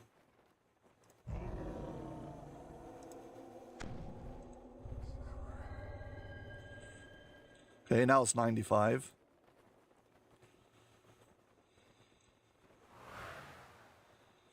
Now it's 107. So, yeah, this is, again, it's not a very powerful character. It doesn't have, like, tons of tomes and stuff. But still, it's pretty good. So, if you get past 105, you're against the Reapers on R2, you're landing your Tome of the Jade and the Jade Strike. Here's the thing about Jade Strike. Jade Strike only works on crits. But my crit is great. I've got a critical of 14, 15, 16, 17, 18, 19, and 20.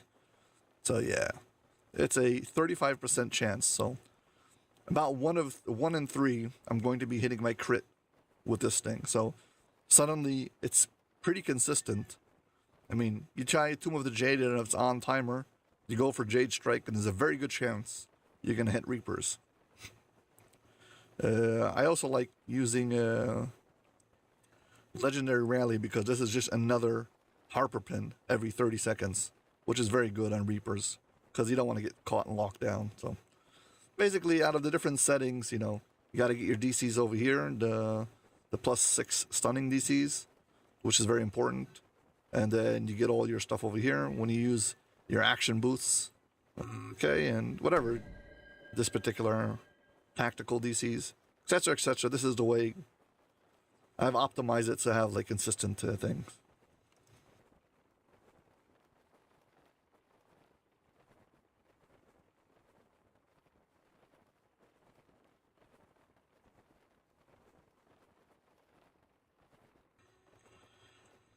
You can't have 18 wizard and 3 swashbuckler, so one of those numbers, I'm assuming, is 17 wizard.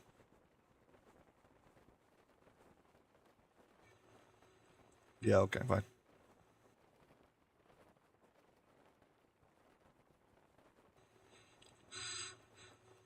Zombie monk. Remember, that was the meta. People walked around as a zombie. It was like shuffling around, but he was a monk. He was centered.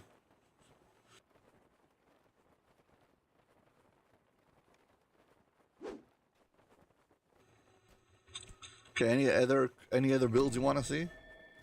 I mean, I've got a whole list of builds. I feel like you're showing me something new, so now I owe you. So once you feel like you've saw something new that you haven't seen before, I'll feel like, okay, I repaid you. I am working on updating it. I don't know if I got. I think I got it until like level 8, and then Cormier came out. I was like, I put that on hold. But yeah, I updated it.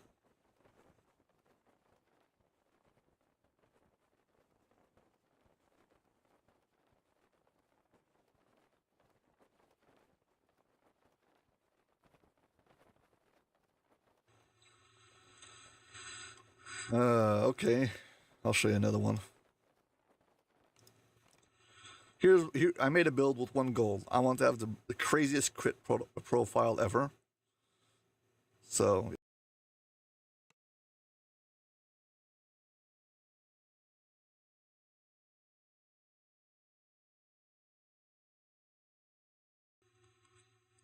by the way, if you're seeing this and you're wondering what this is all my big tunes. I have everything divided up by level. And this is how I try new builds starting for level 15 and build them up, see what's going on, take it from there.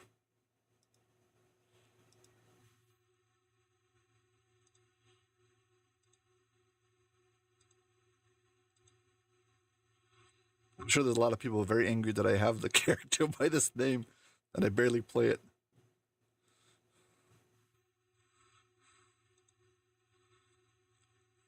Does this character look familiar to you? Other than the eyes, because you can't have a helm and goggles at the same time, which is a shame. I'm using the rose-colored goggles, but this is the same. This is the outfit I'm wearing. Just saying, this is what I made. So now you know the secret.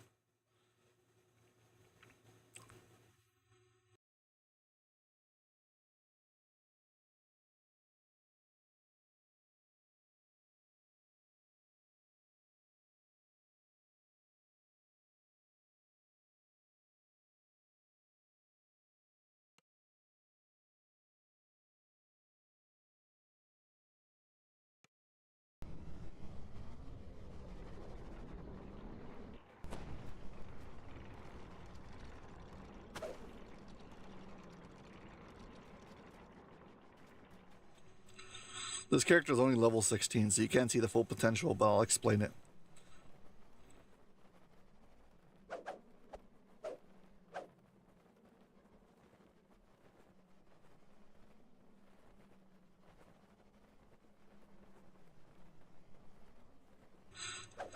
Well, I've got plenty of quarterstaffs. When I made my quick stick build, I basically reviewed most of the quarterstaffs that were any good.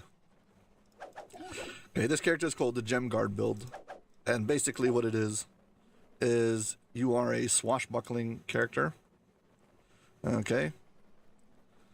This is hard to explain. The goal is like this. You want to have the craziest critical profile ever. So you start off with swashbuckling, that gives you +1 to your crit range on light picks.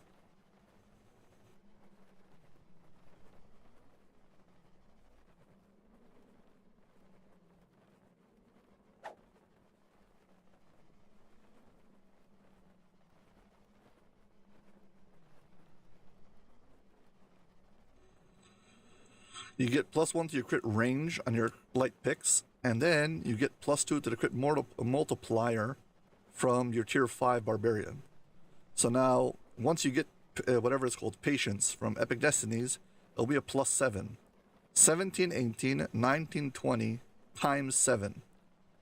You'll have a 20% chance to hit a critical multiplier times 7. And the gimmick is you use adrenaline, and every time you click adrenaline, that basically increases your crit range to be 100%. So it's 100% times 7. It is crazy.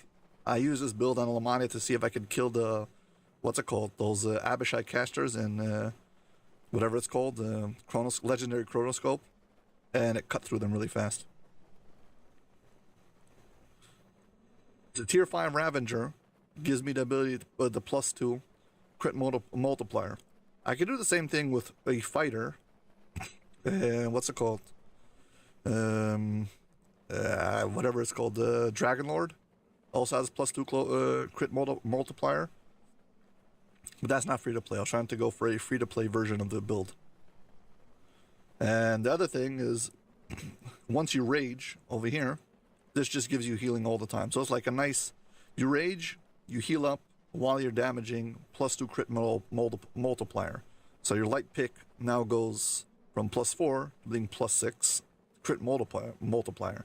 So if you want some crazy numbers, yeah, this is a cool build. It's very, it has super high numbers, like base damage numbers.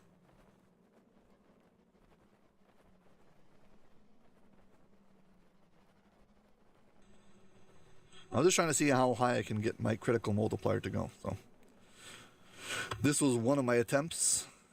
The other one is a different version of this. I'll show you in a second if you want.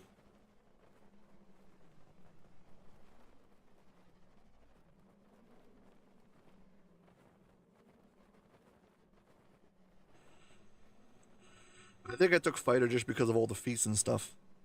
Because you need so many different feats, and you don't really need barbarian. You need 5 barbarian to get the...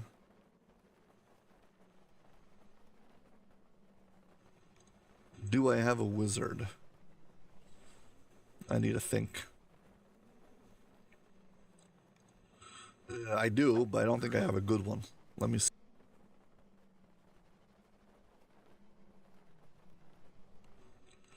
Another version of this is I made a raptor build. Was basically uses heavy picks, two-handed heavy picks. You're a ranger, and you take Deepwood Stalker, and it gives you +1 to your critical range, and then you get the +2 critical multiplier again from either, for that one I would use, I can't think right now.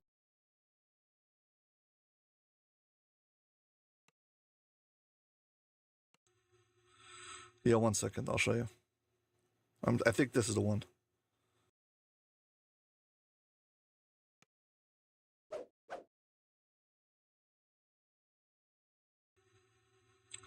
Yeah, I'm using Dragon Lord. So over here I get my +2 critical multiplier. Where is it? Yeah, +2 critical multiplier from here. And the +1 critical range from here. So I'm overall... Come on, show it to me.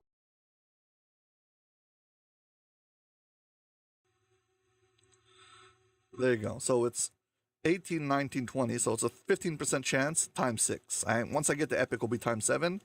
And the goal is, again, once you use adrenaline with this, +16 means that from 1 to 20, which means you're basically, you're going to hit critical.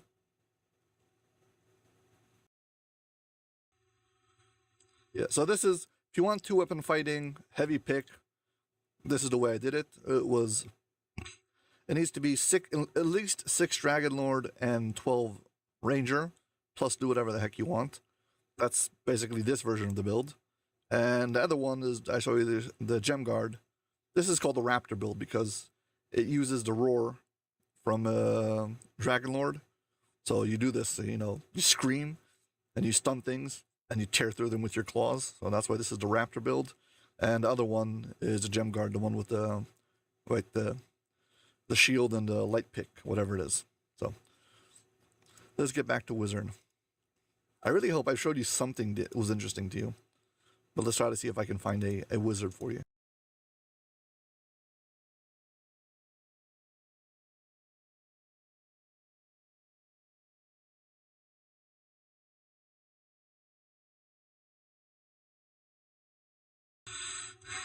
Builds, builds, builds.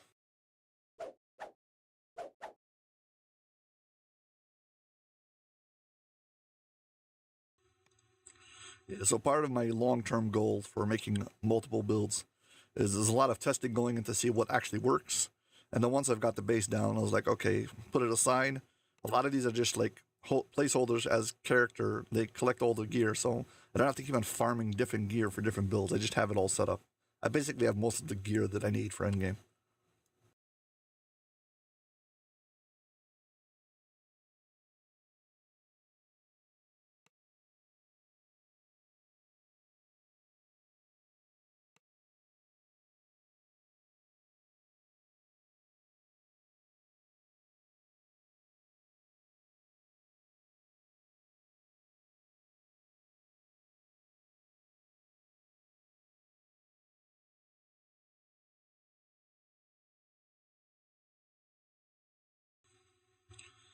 Well, Male Pale Master, well, there's a version, you know, did you watch Puss in Boots, The Last Wish?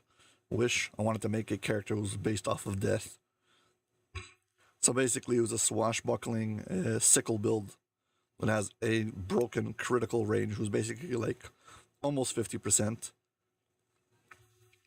And yeah, you can do it as a monk and stay centered. No, you can't do it as a monk. You can do it as a bard and I can't think now. Whatever, bard and pale master. And yeah, basically, I can't think what the dark apostate. That was the one. Sorry, dark apostate. You can either go through pale master, or you can go through dark apostate. Both of them are the same kind of gimmick. You're playing a death themed character.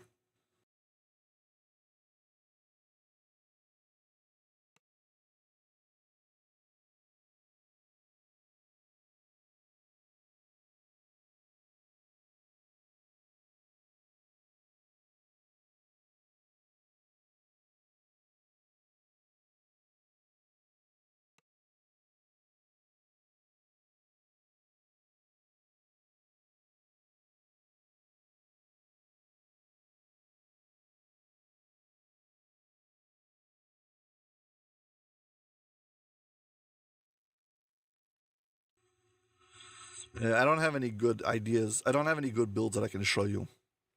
Not that I see over here. So sorry. Oh, wait, not any that are good for with our wizard.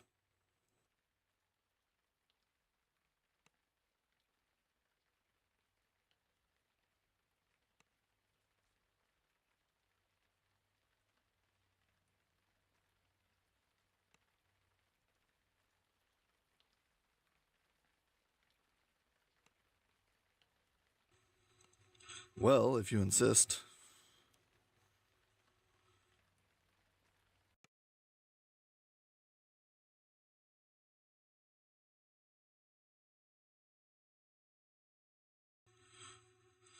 Basically, the thing is, I wanted to see if I can get a warlock. Use whatever it is.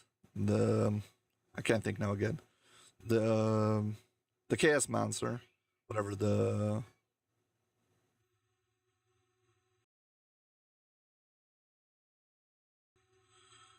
basically to be able to bypass the different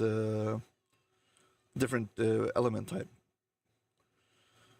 The other thing you can do is if you do a chaos monster and you go to tier 4 over here, I think it's this one. Yeah, if you go for Chaos Monster Wild Mage, you can get 4 levels of this. You basically can max out your caster levels. So you can do 1 level of you can do 4 levels of this of Chaos Mancer, And then you can do one level of the Warlock, the Acolyte of the Skin. And that will allow you to take all of the levels of the imbue dice manually. So basically you'll have a level 20 Warlock infused with a level 20 caster of whatever kind you want. So you can do 4 Acolyte of the Skin and 16 of this Chaos Mancer. Or you can just, put all the rest of your points into a Fire Savant.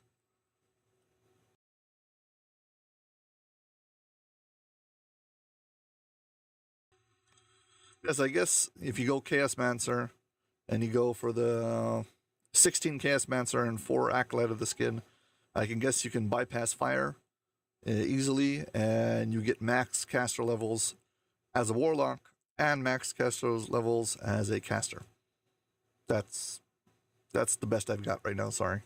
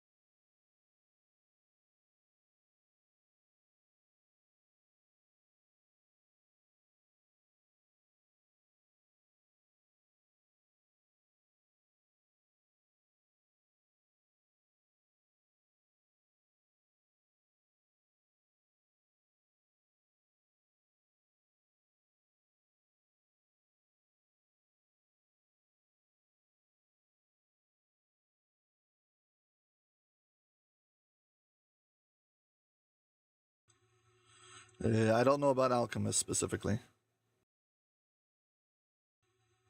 Could be the Alchemist specifically ones only. If you're talking about the multi-vial, it could be it only works for the multi-vial. So that wouldn't be too powerful. But other than that, I don't know.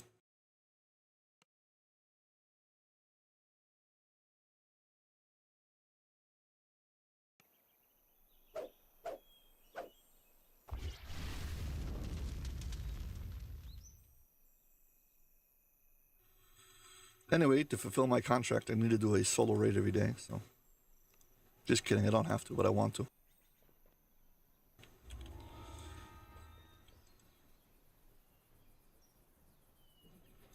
I just need to farm the ingredients.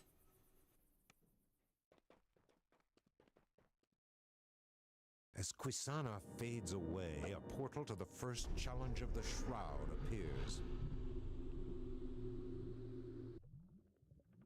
A gateway stands high over 4 decayed bodies lie before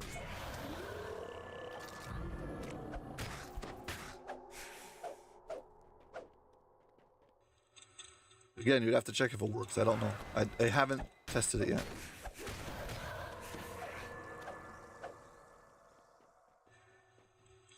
I guess you can ask Mary. MXCX or whatever his name is. MXCT. I can't remember his name now.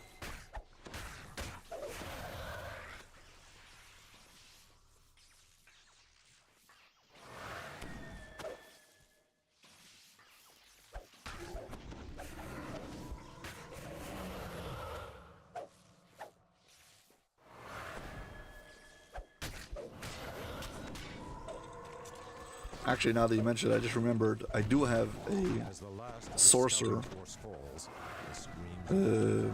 Actually, no, it's a wizard. Eldritch Knight Wizard, who I use as a tank. He uses full plate. He's actually a Warforged with no spell failure. Tank caster. But it was a very long time ago and he's not any good, so I can't recommend it. I can just show how I did it. But that's back on Orion, so I'll have to change again.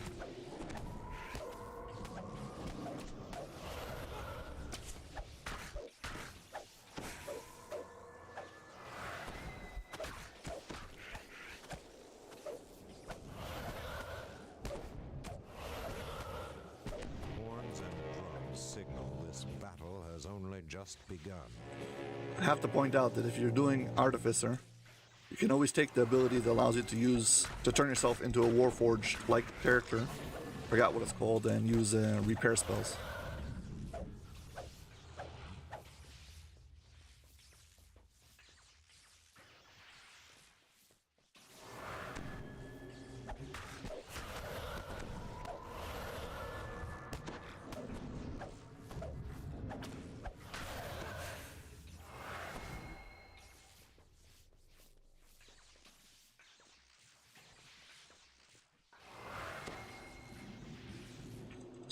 I did a build where I played Warlock and Artificer, and I used a Rune Arm in my offhand, which never runs out. And the tier 5 of Arcanicon, or whatever is called, strips immunity, so it stripped immunity to electricity, so I played an electric Warlock. So I could always use my Eldritch Blast forever and ever and ever, and I could always strip it with something that never ran out. You can just click, it doesn't have a cooldown like everything else. And it was very fun. But I didn't know what I was doing, and it was underpowered because I went for the wrong stats. I invested more in the RD than in the Warlock. I should have invested all in the Warlock. So all charisma, not all intelligence. If you want to see the build, how it looks, you can see my solo walkthrough guide for that quest in Necro 4 that you do for flagging, for the raid, who I can't think of right now, Litany of the Dead. Solo walkthrough guide for Litany of the Dead. You can see my Warlock Alchemist, how that disaster turned out.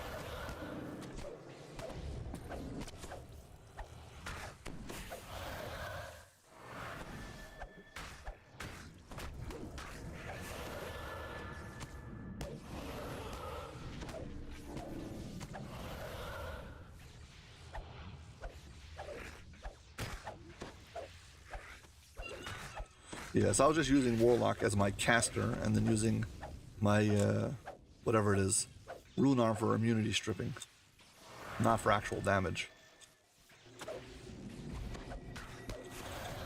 Even though it's another thing that adds damage to everything, It feels as if the stream which of is attackers pretty good, is actually. slowly waning.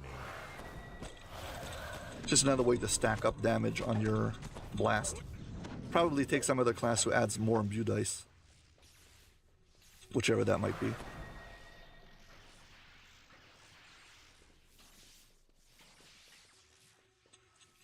As far as I can tell, yes, only electricity. But you don't have to have an electric Rune Arm to make it work. So I was using like Stronati's hand cannon, who's got a very fast projectile and it's AoE. So you do a click, and a second later, everything has no electricity immunity. Everything has electricity immunity stripped for it for like 10 seconds, which is very good.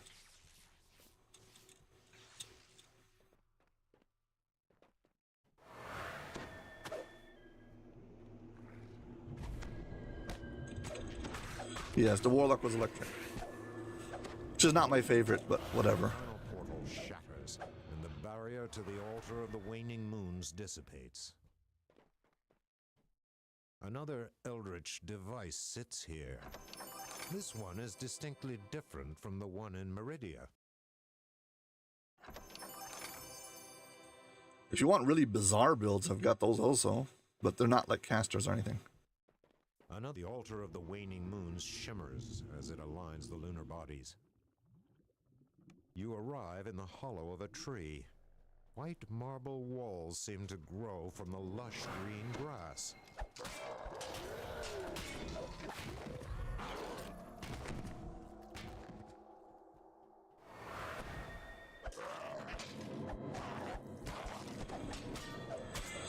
I noticed that Bard has ability called Fascinate, which makes everything stand in place. They can't move until you attack them, which seems useless because how am I supposed to, what I do with that? So now they can't. Well, now they can't attack. Now big whoop, big deal. I mean, what does that help me? So one of the things I did is I combined 12 Bard, make sure I take all the cores from Spellsinger, and then Rogue for the tier 6, tier 5. So I could use Assassinate. So basically what I do is I walk by things, and I use my Fascinate on them. You can tumble. And then once you've done that, and they can't get away, because they're all just standing there, now you have all the time in the world to sneak up and assassinate them one by one. They can't get anywhere. because they're all just standing there frozen. And because the game doesn't suspect you can use it like that, the DCs that you have are extremely powerful. You can like fascinate anything so easily. It's unbelievable. And this includes things like oozes and elementals and a whole bunch of other things. Undead, if you've got like tier 12, core level 12, whatever it's called, core 4, which is from level 12 and up. And yeah, so basically you walk by a group of mobs, you pull one song out, freeze everything, and then you take your time and you assassinate them one by one. You can do the same thing from coup de grace, which is from Swashbuckler. Now the biggest thing about Assassinate that I don't like is it's a single target. But if you use a quarterstaff, which I know you love, now you can do Assassinate on multiple targets at once, because the strike through works, which I don't think it was supposed to work. So yeah, that's the build. You're not really trying to sneak. You just walk by things, gather them up, hit everything with a one charge of Fascinate, then you take your time picking the targets off and killing them with. So yeah, I need to focus on this, try to see if I can get them to separate now.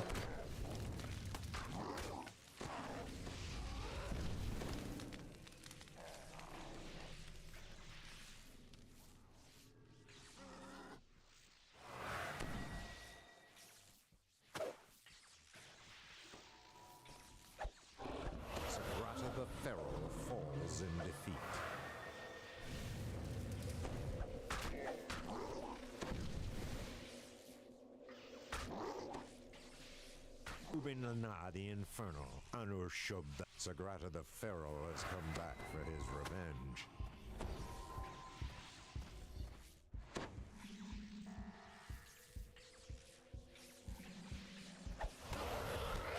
The scorching heat of Anur-Shub the Hellion radiates through the white marble. Sagrata the Pharaoh has come back for his revenge. The scorching heat of Anur-Shub the Hellion radiates through the white marble.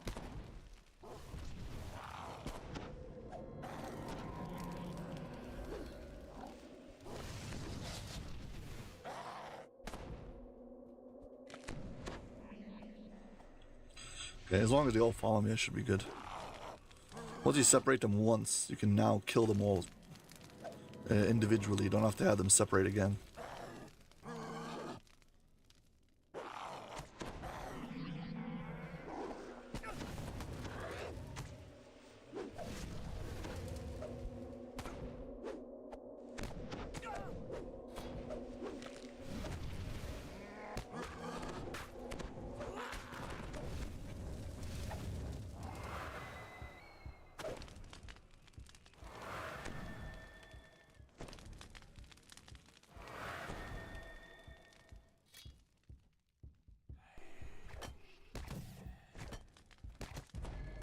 The scorching heat of Anur-Shub the Hellion just made it in time. through the white marble.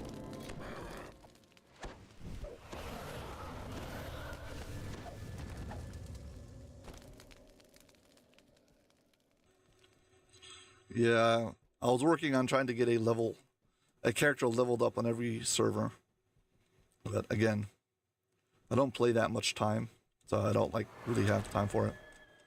I do have a character over there. I did run with Voodoo once, but it's like level 16. I played some bizarre build that allows you to use full heals. You know the heals that you get from, what's it called? I can't think now.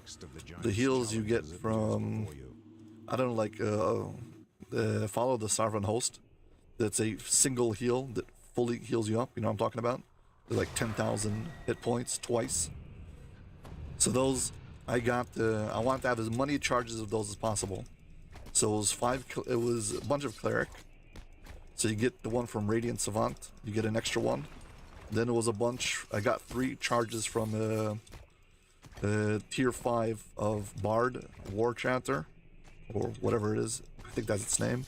And another 2 from the Cleric, Sun Elf. Yeah, and I removed stuff. So basically I had 5 individual charges at any time, and it was super powerful at overhealing anybody on Reaper. But the build itself was garbage, so yeah. I'm just saying. The more you prod me, the more weird builds you're gonna find out.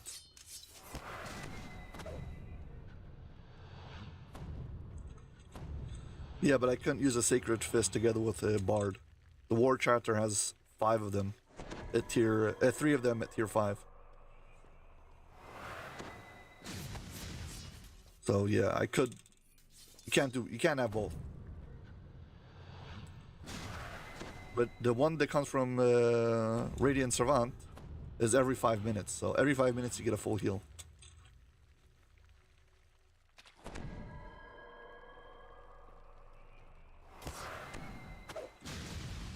Let's do the far ones first because this is where the... You don't want to have to do the far ones once the wall comes up.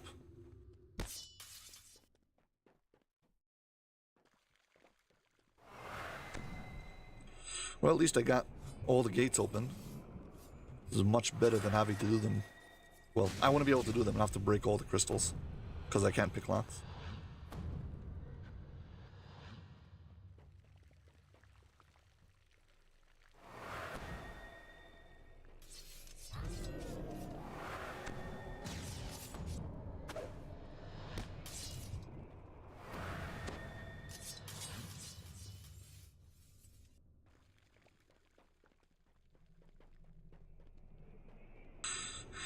Like to finish as many as I can before the wall shows up. Especially the ones, the 2 5s over there at the end.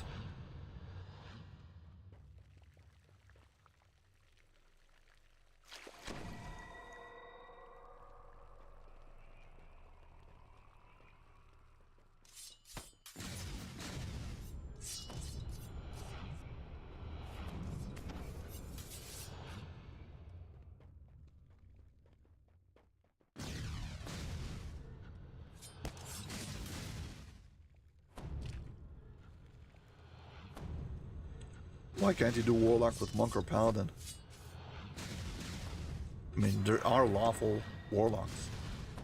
Even lawful good. I think Celestial Electric is lawful good.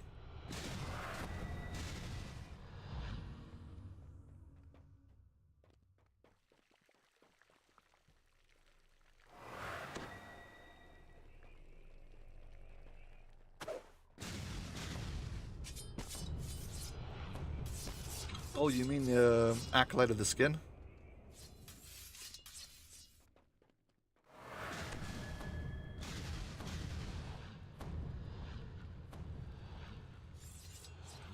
Okay, fine, yeah. Yeah. Yeah, it's a shame. Because Acolyte of the Skin itself is kind of restricting in that way. Even though it would be awesome, because you could just get as many imbued dice as you basically you are a full warlock because you just take the you just take the things as you level up. There's the wall up.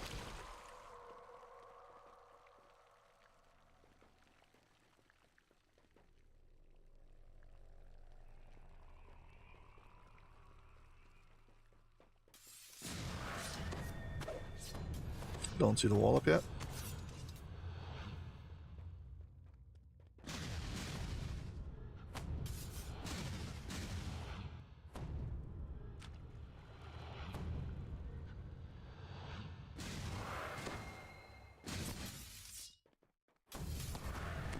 Yeah. I usually consider Warlock a gateway caster. You get into casters by playing Warlock.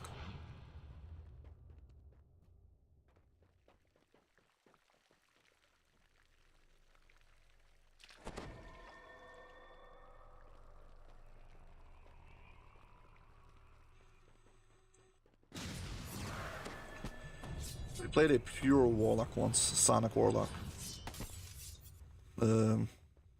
That was like it. I think solo walkthrough guide Needle and the Face Stack. I have a demonstration of that character.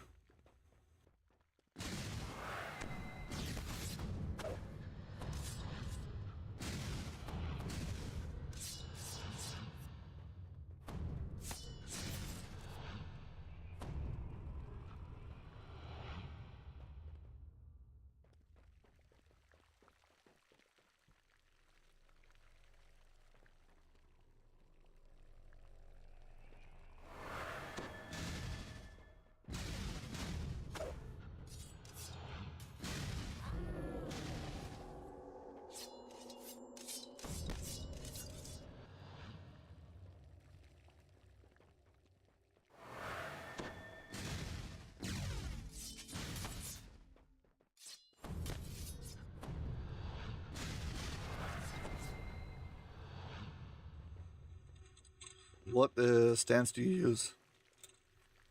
Chain or just pure straight ahead? Or cone?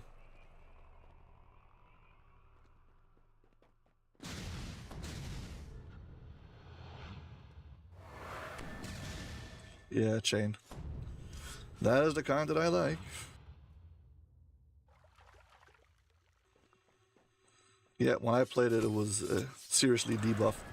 But so I just loved it too much. It was just fun, so why would I give up on something that fun?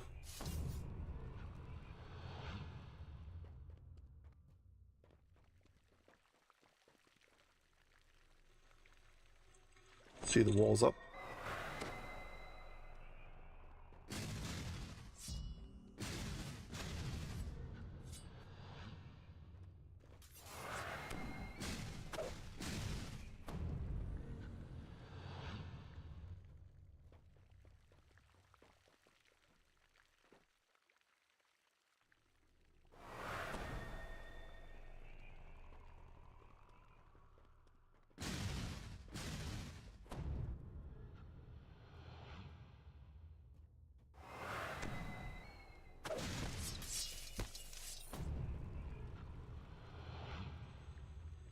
I just almost died.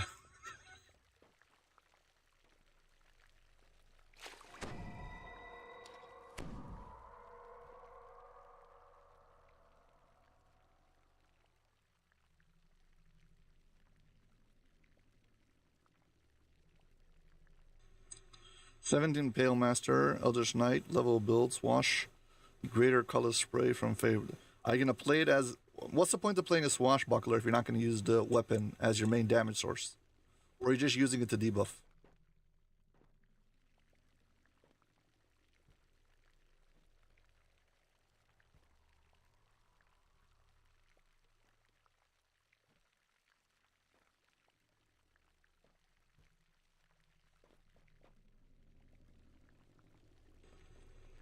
Well, you'd have to have all the things that increase swords to plowshares Bubbles to life. and Magical barrier to the altar increase of the crit waxing range moon's for slashing dissonance. and all those kind of stuff. Patience probably.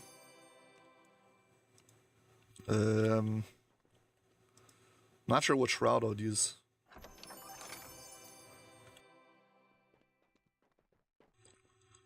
If you're gonna go for a single weapon fighting, so then you don't want to use zombie because you don't want to slow down your melee. It'll be really, really sluggish.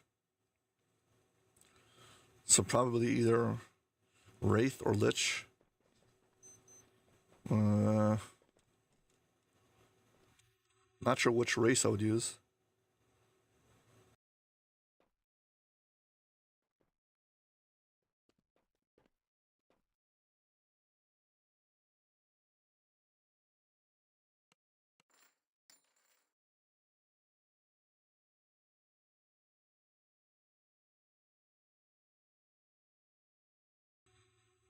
Look at what I got in TOD the other day. There's a new belt, I think. Wild Mage Surge. I have no clue what this does, but I think they added another one because when they added Wild Mage, they added the belt for it. 2-piece set. Never seen it, don't know what it does. Have you seen it before? I mean, it's only a set for level 18, so...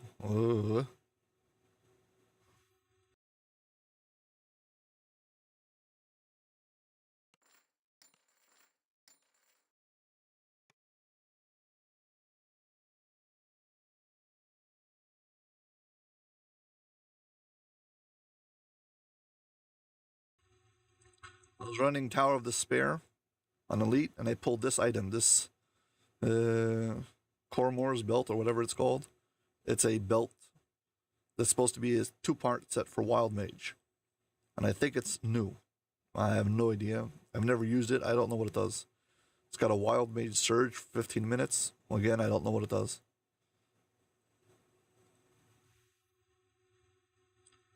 I don't know. Maybe it turns you into a Wild Mage for 15 minutes. I don't want to try it in the middle of a raid.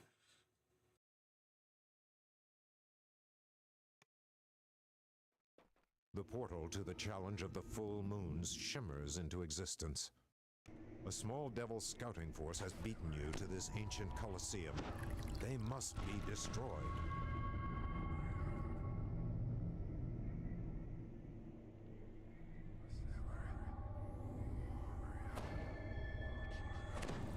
No, I am not trying it right in the middle of a raid.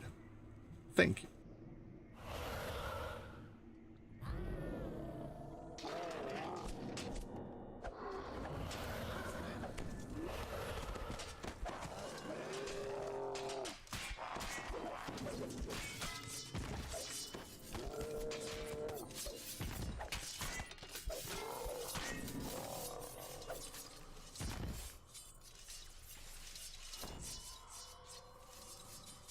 I might. But that's not a way to convince me to try it.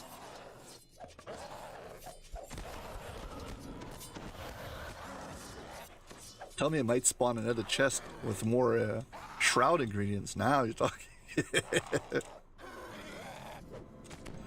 Nah, I don't have good luck. Sorry. My RNG stinks.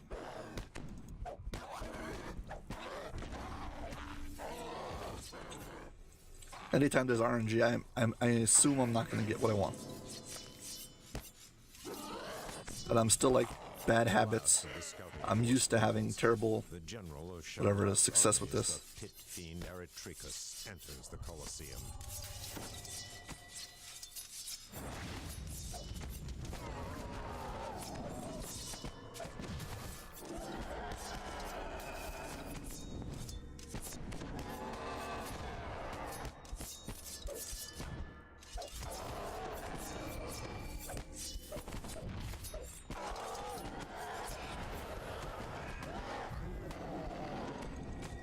Yeah, tell me about it right in the middle of my play session every time.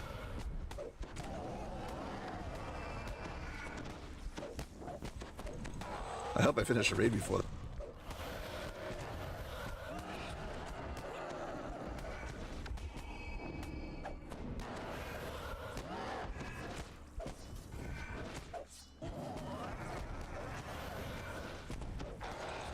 It says the game worlds are going now, not the world.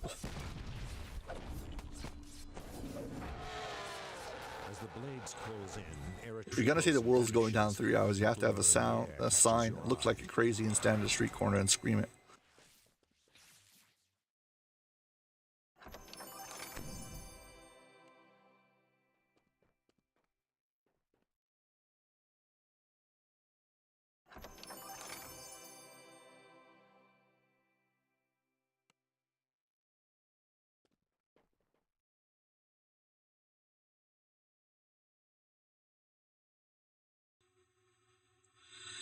Yeah.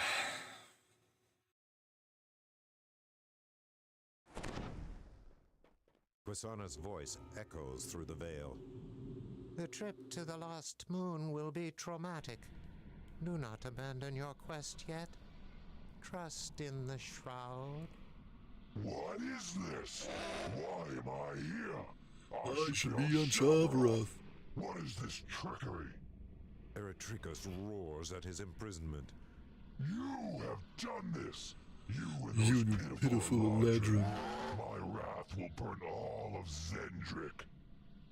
Destroy them, my lieutenants, while I bask in the power of the eclipse. As the crystal shatters, the lieutenants of Shevarath return to battle. Eretricos floats above, soaking in the power of the eclipsing moons.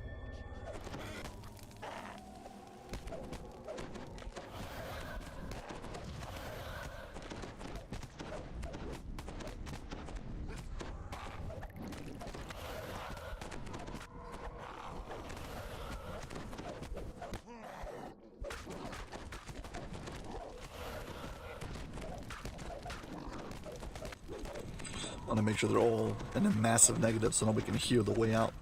I'll try to split them up.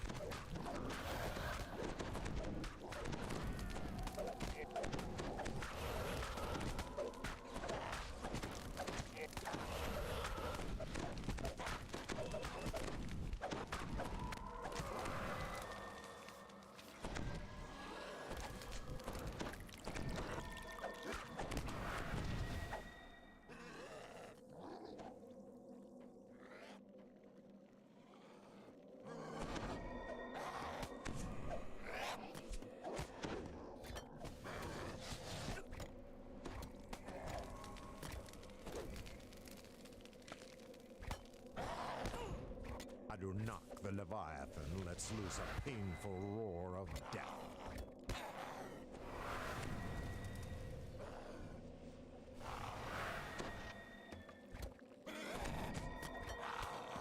Sagrata the Feral falls in defeat.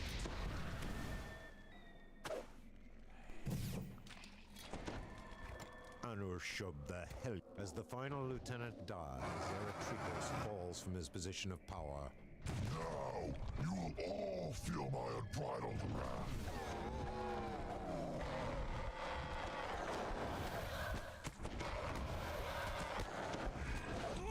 Apparently it's possible to glitch through this barrier. If you stand too close to it, he can summon you to the other side.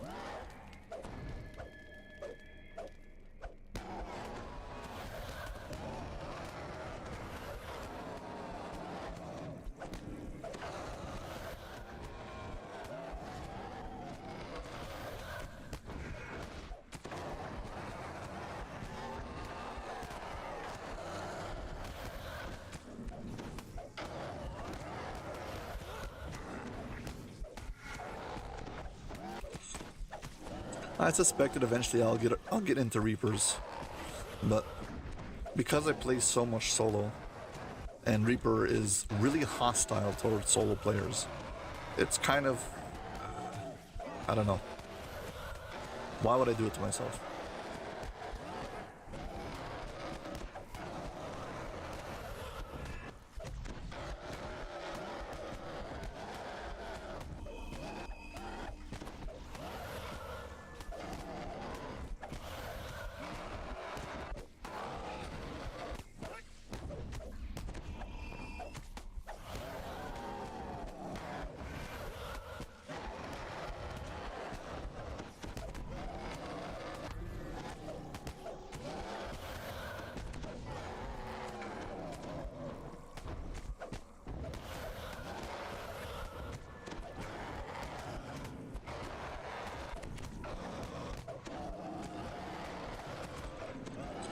So that's what I said. I suspected it might happen because I have been doing exactly that, working on builds towards that direction. And hopefully eventually I'll be able to overcome it. Roars as his body shatters and explodes. Not because I think it's okay what they're doing with making it hostile towards solo players, but because, well, I'm a content creator and I would like to be able to make content about it.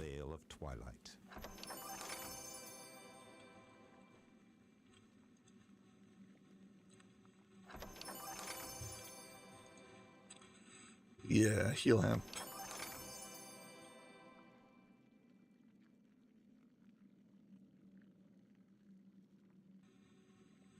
We got 193 on this character.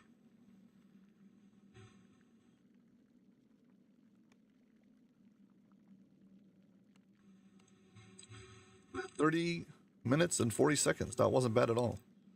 With probably the third part taking up most of the time.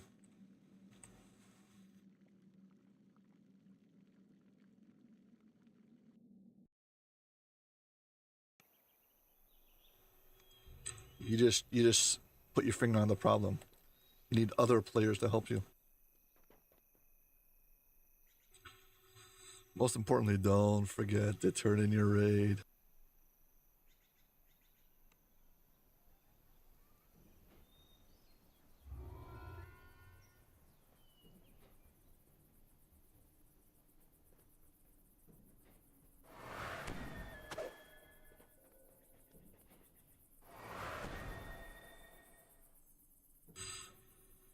Let's see. Let's go back to Orion.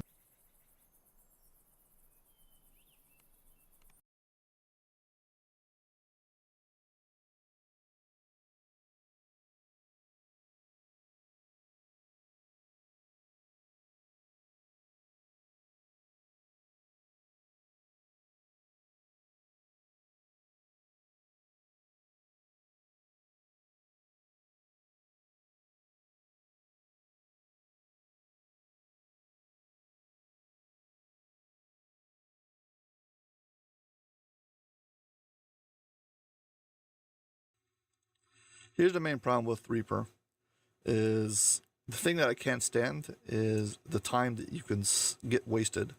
So if you die and you can't recover, all the time you spent until now gets wasted.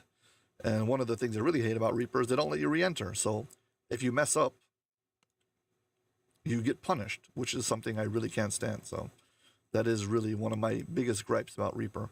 If I can't re-enter, so basically you're telling me I can't recover my time if I, for some reason, make a mistake.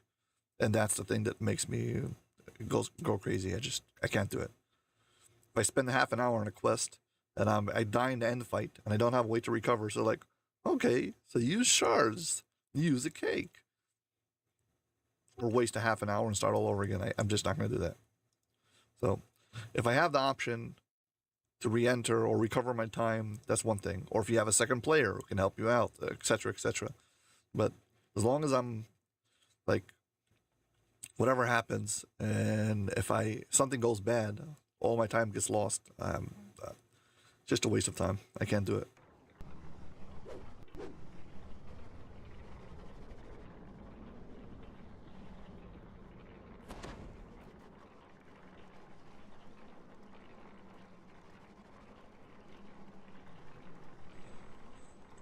This character has 213 positive. This was my Reaper focused build. So he's got over 200 healing amp. And one of the gimmicks is he has, he uses the monk attack that does positive damage. And this actually does some damage. It's not just 1 or 2, it's closer to 10 because it stacks up because of the healing amp.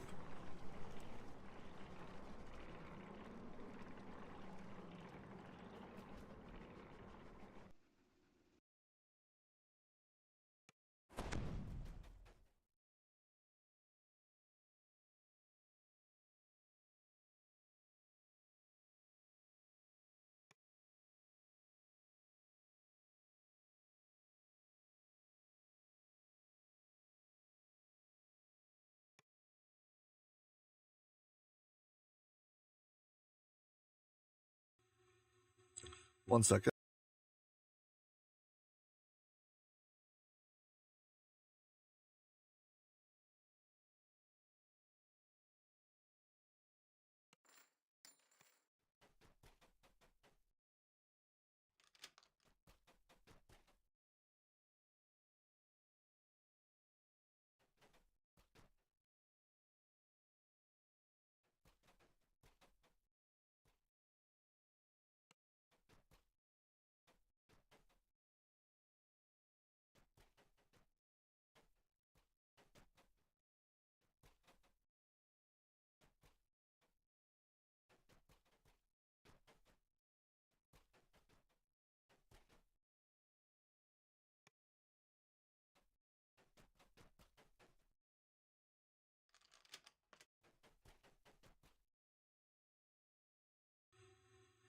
I was saying this build that I made that was focused on soloing Reapers does have 213 positive healing amp.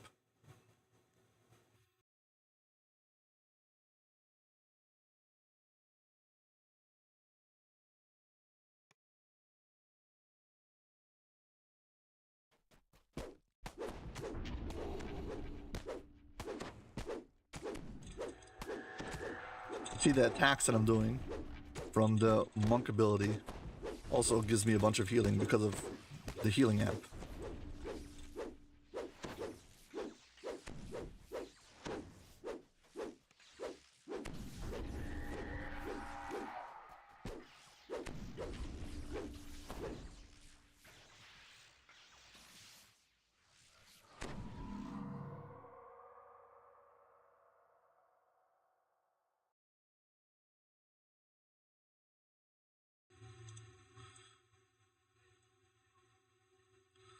Using the feat. I'm using it from Epic Destinies.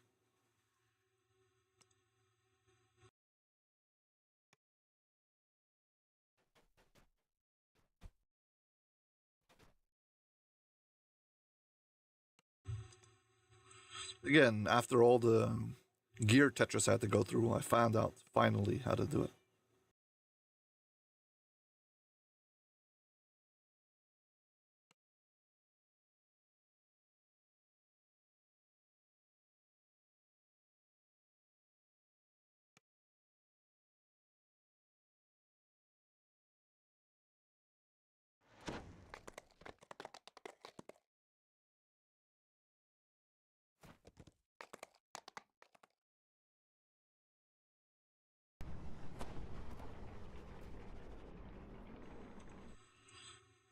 Roar. And what other things I use? I use Roar. Lay on Hands.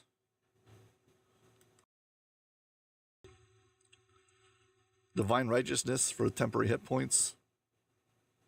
I've got Second Wind. I've got a few of those from my fighter levels.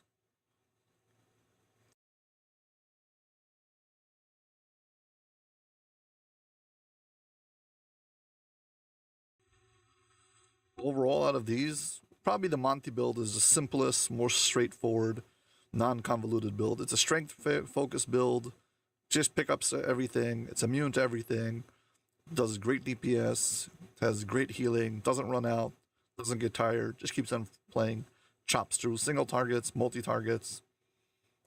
That's like overall, like probably the most simple, solid build. I never actually pulled an Elemental Bloom from TOE ever, so there goes my RNG for you. This version has 228 healing amp.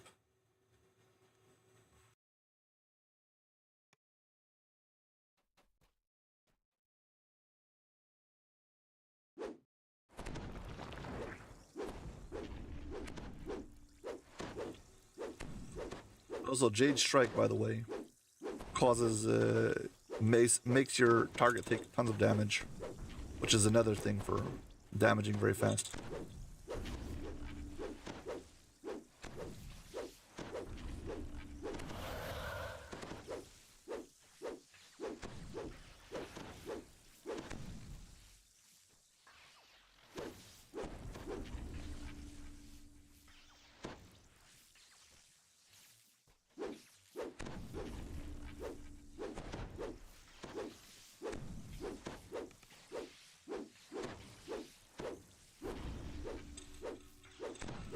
Yeah, but it's not really worth the effort for...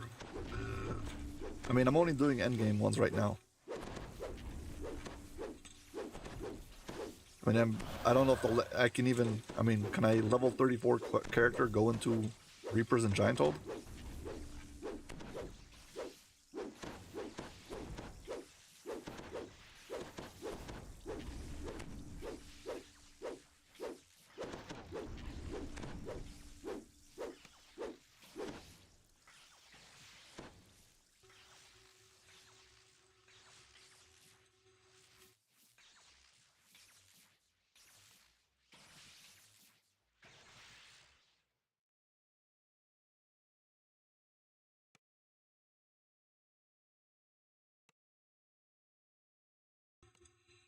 I'm just doing this because you're asking.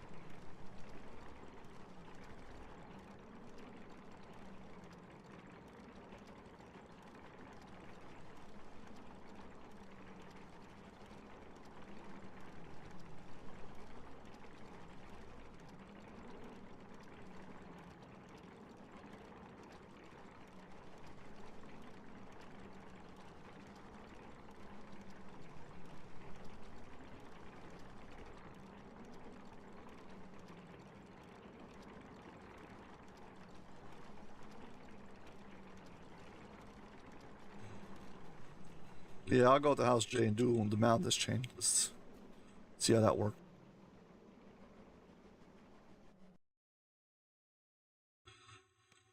My stream is nearing the end soon anyway.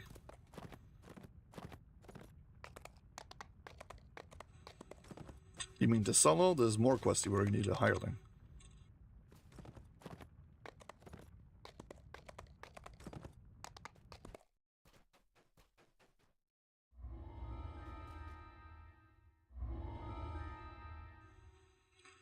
What Reaper am I supposed to make myself suffer on? Reaper what?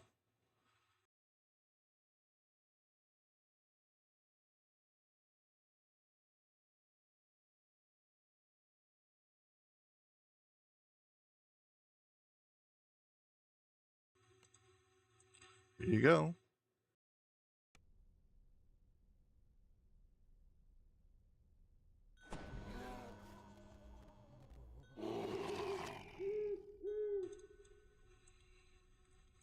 Hello, punk.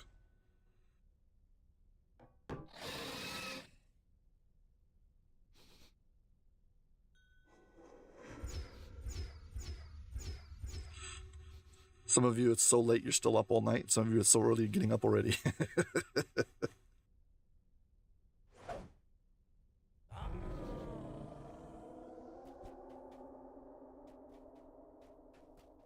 You arrive outside the night market just as darkness falls.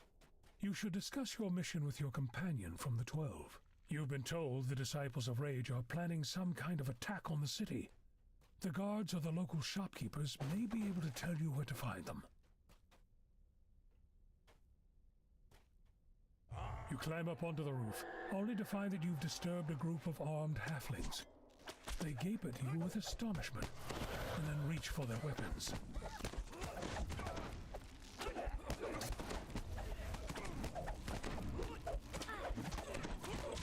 Just so they can get my soul stolen if I drop.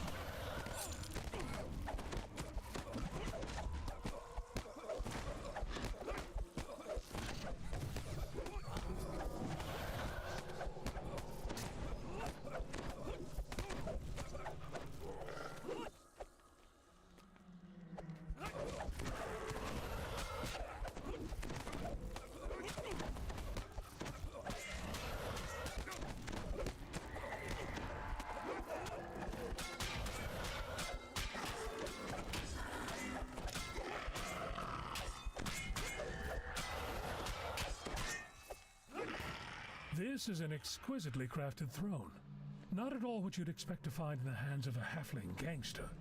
No doubt it fell off a cart. Nice.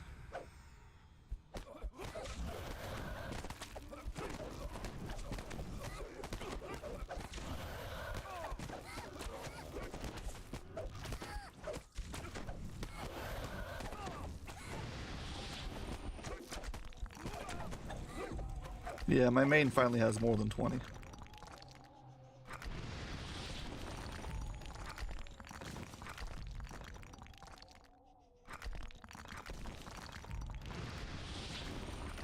Assume there's a Reaper here someplace. Oh, here we go. Famine Reaper.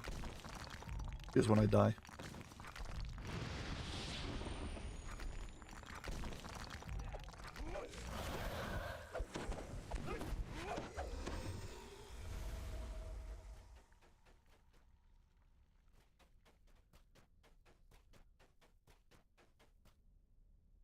Some halflings broke into this antique shop and stole a valuable throne.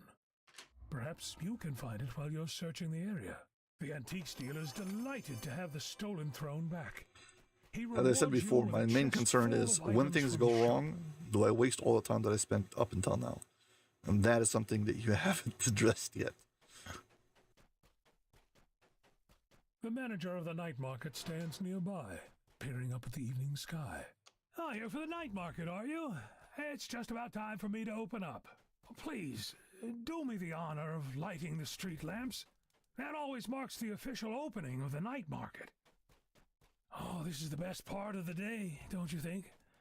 Some people rush home, afraid of the dark. But those who come here to the night market seek it out. The sun sets, but it's not an end. It's a beginning. We become something different after dark. Our dull daytime existence ends. Our petty little worries fade with the light. When the night comes, we see new possibilities. That's what brings people to the night market. That feeling that around the corner or inside some stall, a new life waits for them in the dark. Or, well, who knows? Maybe they just like the food.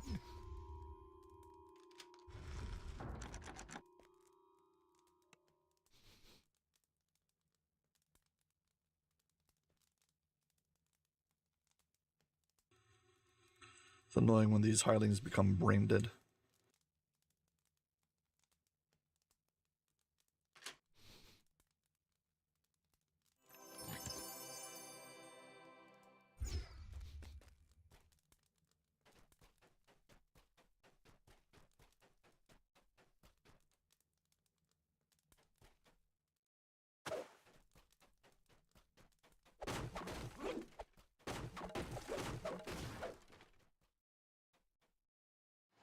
I do hope that you find what you're looking for tonight, my friend. Yeah, I don't like DCs. It's a lot of effort to get them to work. The tavern owner insists that you get rid of the thugs outside the blazing beacon before he'll let you inside.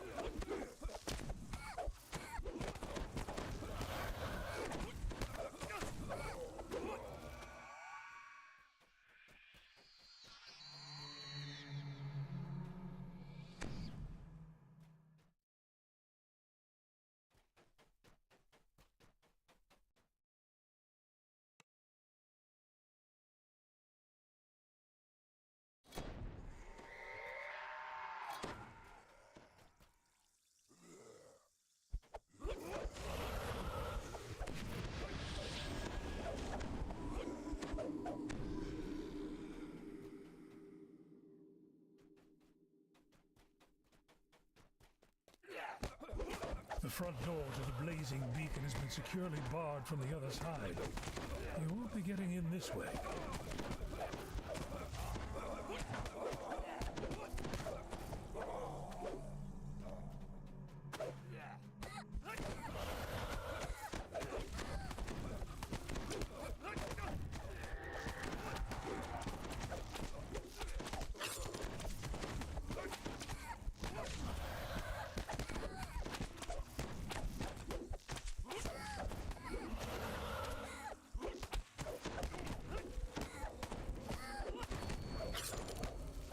Rolo Greengrass should be willing to let you into the tavern now that the thugs are gone.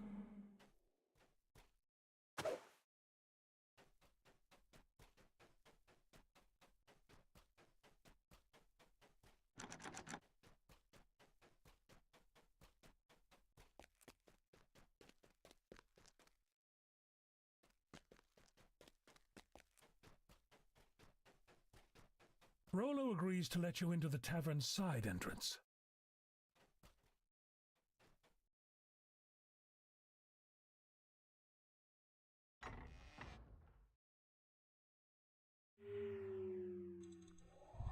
Here, I just used something that you taught me this stream. Good to know. I forgot about it.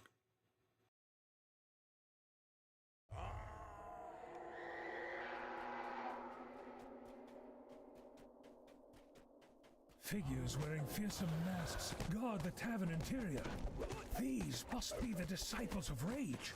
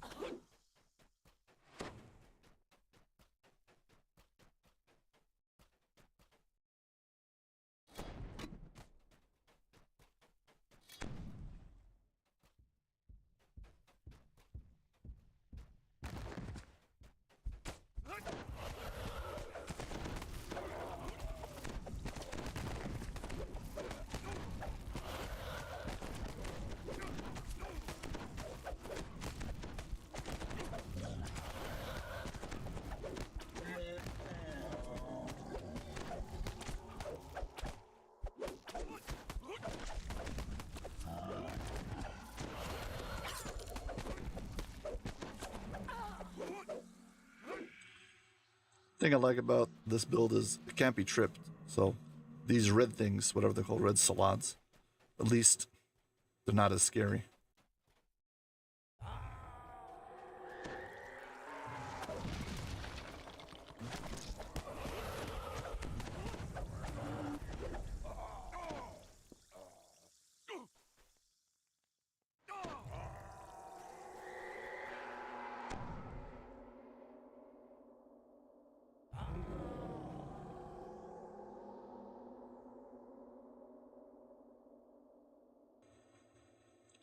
The tier 5 over here gives me +2 crit range.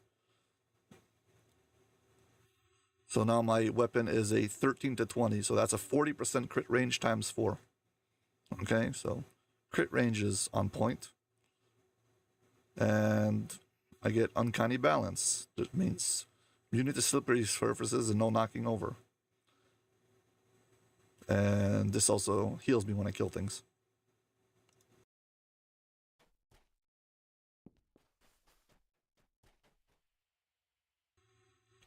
I don't remember if I need to go in there, and I don't want to.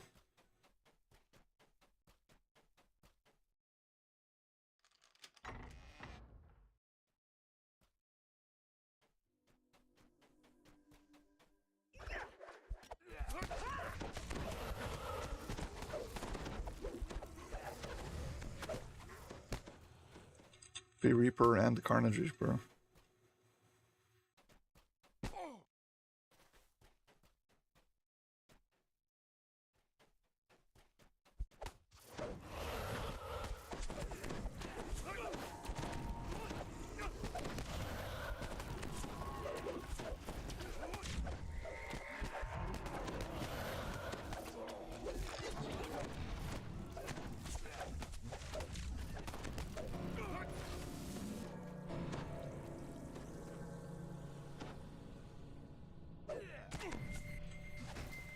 And they got me.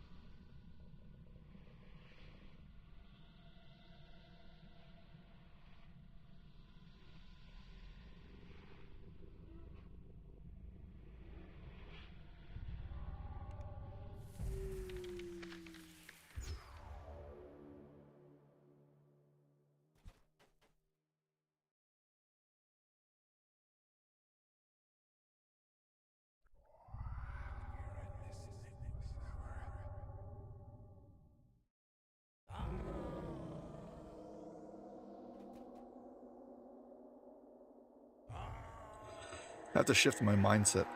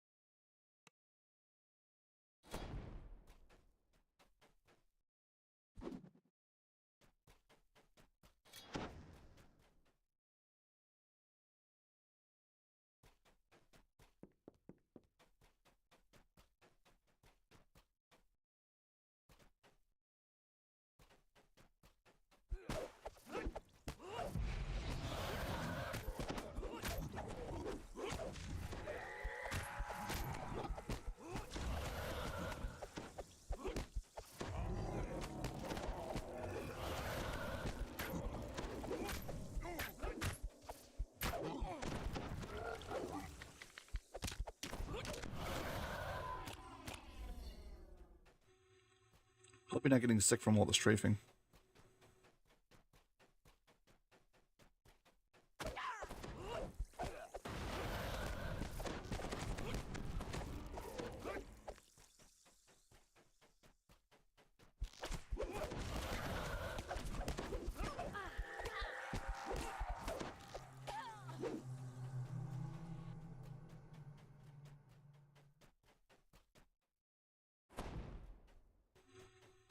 So I have to go in these rooms?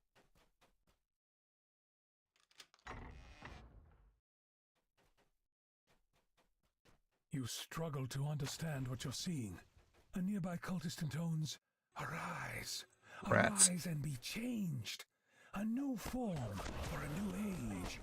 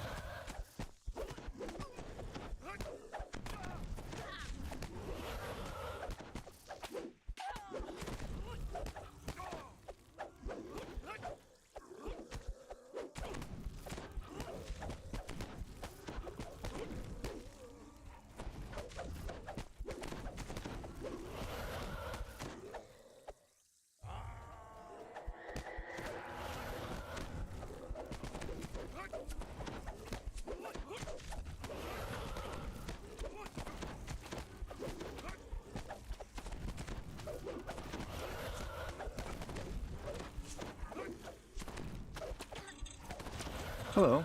Hi there.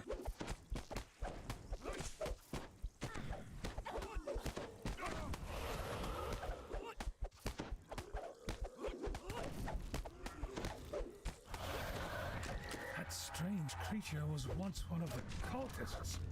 They're transforming themselves, using magic. I don't know how this infused happened, with but I the got bullied madness into of playing Zodiac. R4.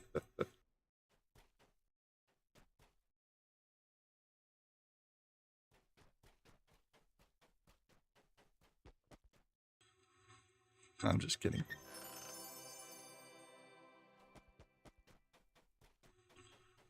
I know, that's why that's why I said I'm kidding. Sure, that's what we're doing. We're testing the build.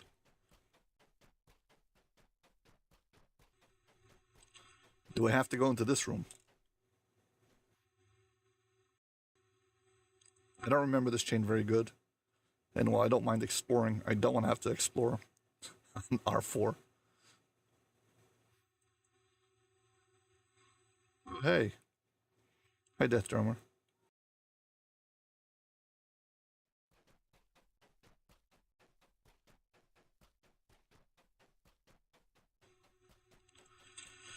Yeah, if I change some of my strategies, that's exactly the thing I'm working on.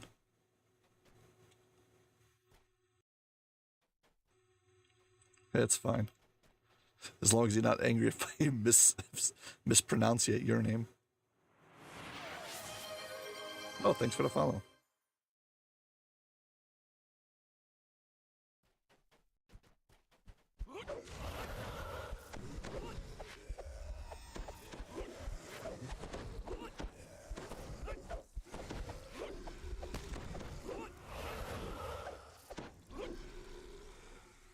Whew, got him.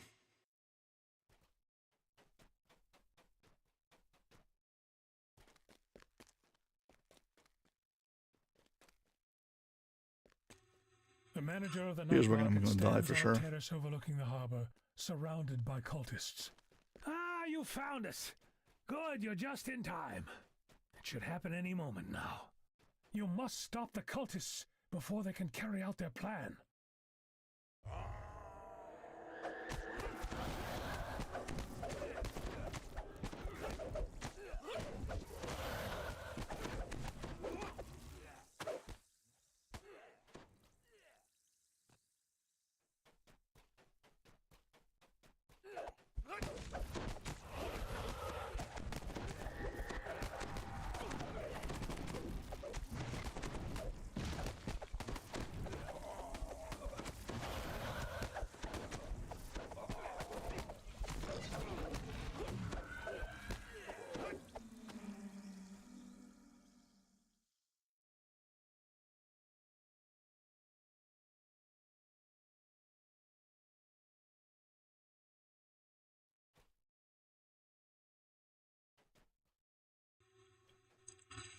I'm streaming both YouTube and Twitch, so wherever you think it's more fun. But you can see the chat on my stream.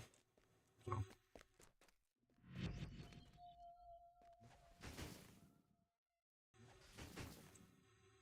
Will this guy come after me?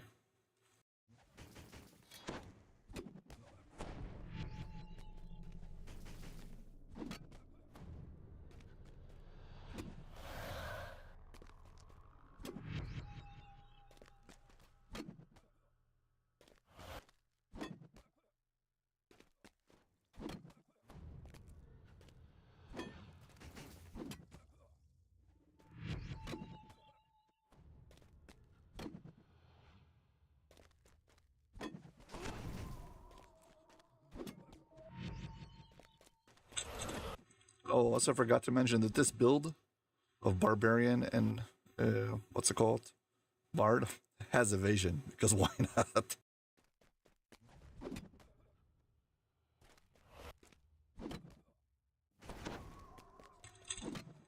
And D-door if I really need it.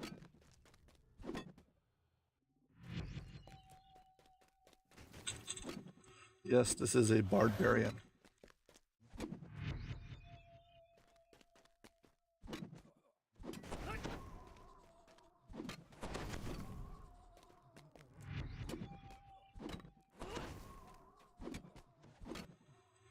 Here's where I'm going to lose patience. I don't want to have to do this all day.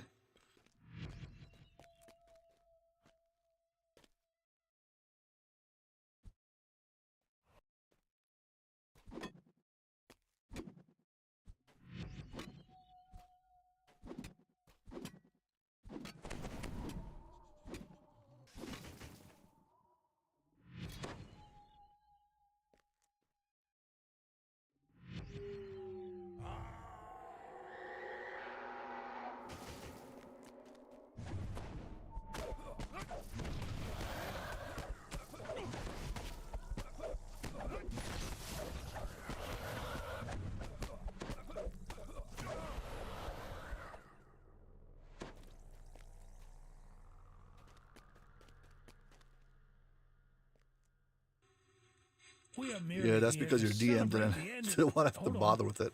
Oh, it's happening. To your amazement, the beacon that has always shone over the harbor flickers. I used to play D&D pen and paper. The light that protected this city for centuries is gone. The curse that destroyed the giants has returned.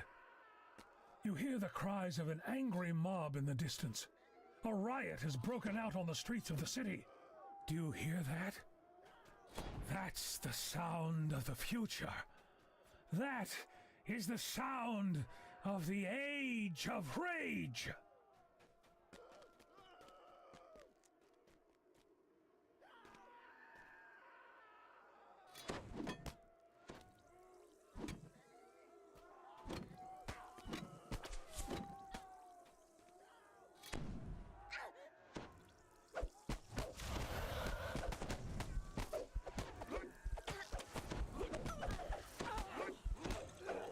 Yeah, I'm taking my time now.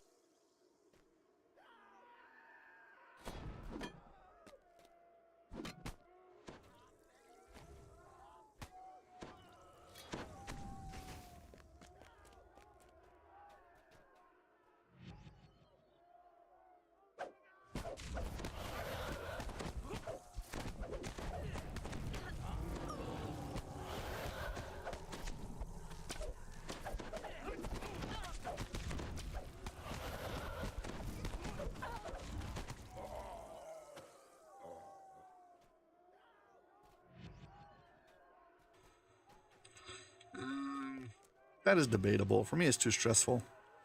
Again, because if I die, then I'm gonna do it. I'll have to start all over again.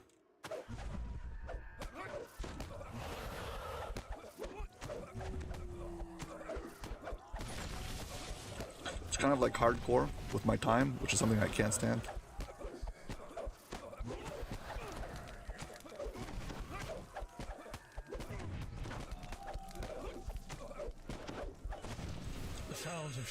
Anyway, I hope to finish this soon because I'm above my time budget.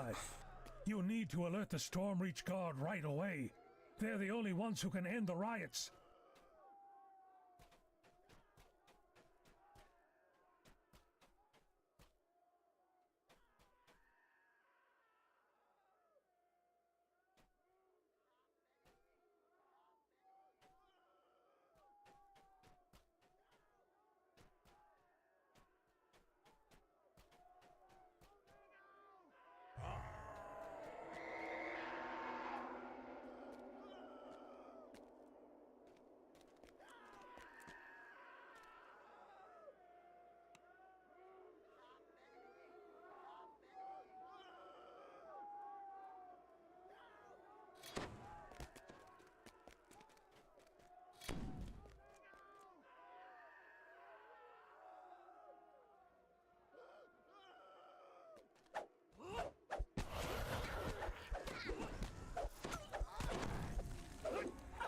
I understand that, but it's not really inviting for It's not really inviting for new players who want to solo. That's the problem. Ranting to themselves.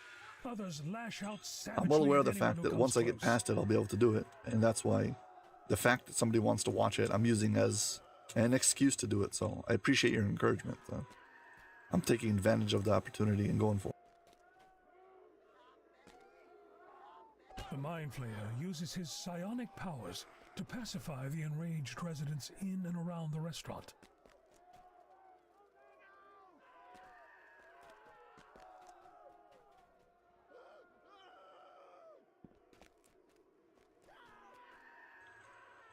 It's not a problem with the build, it's a problem with the driver in this particular case.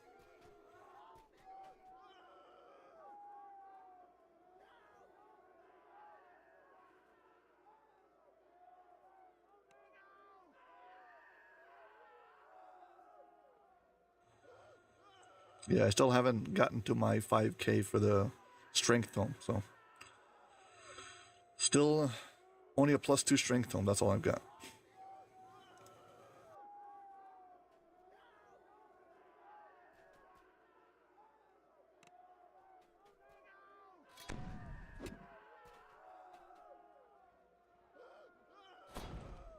You were wrong about that.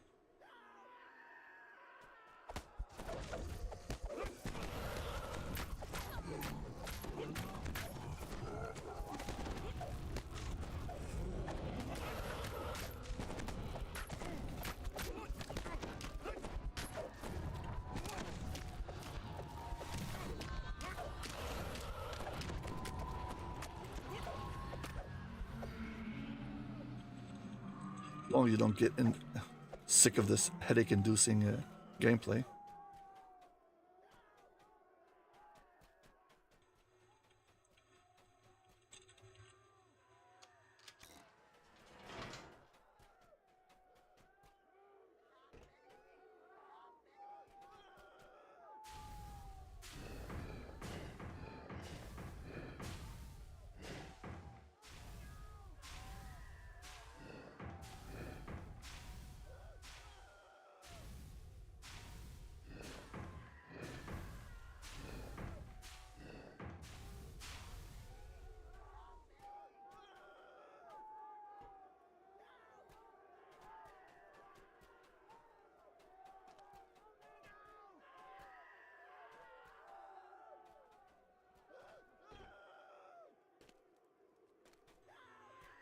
Isn't Fred supposed to show up over here?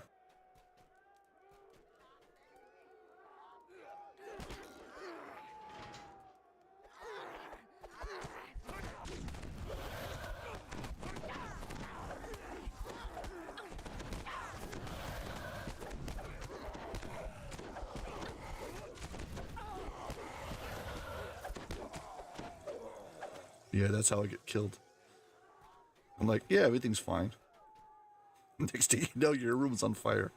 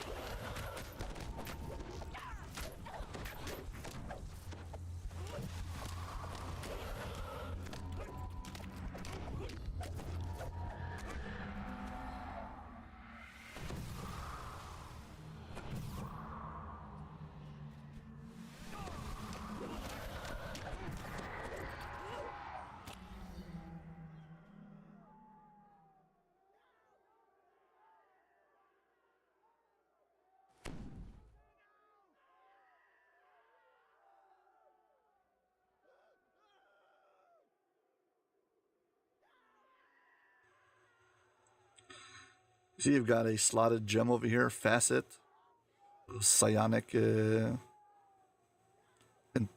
intrusion or whatever it's called. Basically, it prevents me from being commanded because, like, you have immunity to protection against evil, and my character itself is immune to knockdown. So I'm not sure how he got around that restriction. What kind of knockdown did he use to knock me down?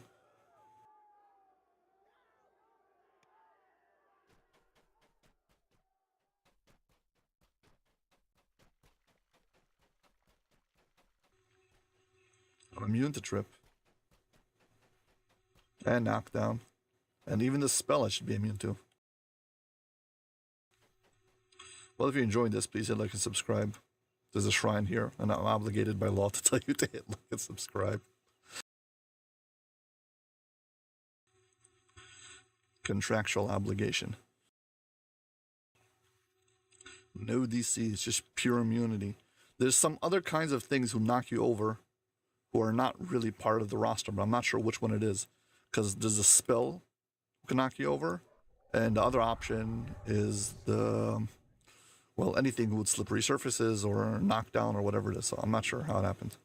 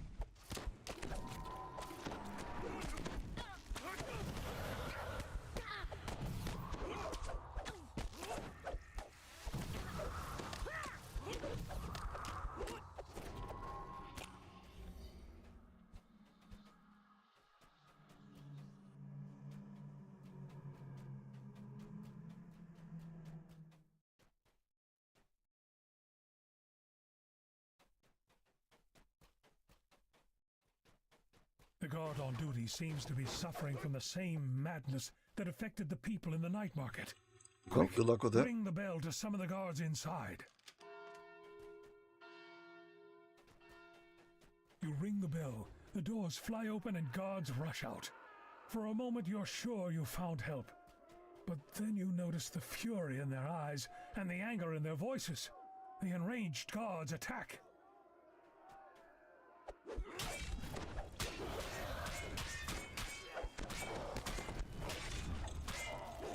First champs, then casters, right?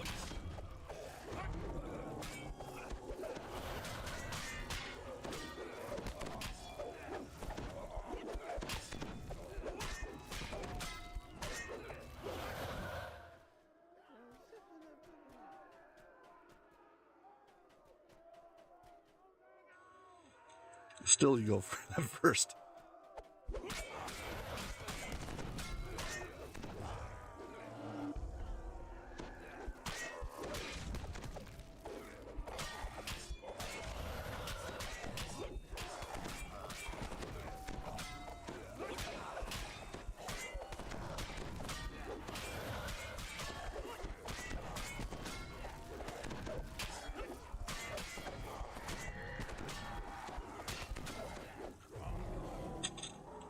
Circling things is the only thing I'm actually good at.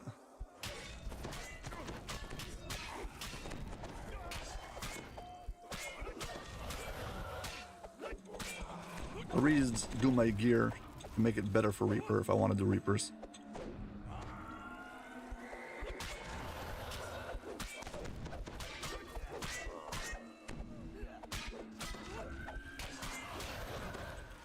I love having basically endless amounts of heals. Get myself a ring from TOD that allows me to net a 40% healing amp.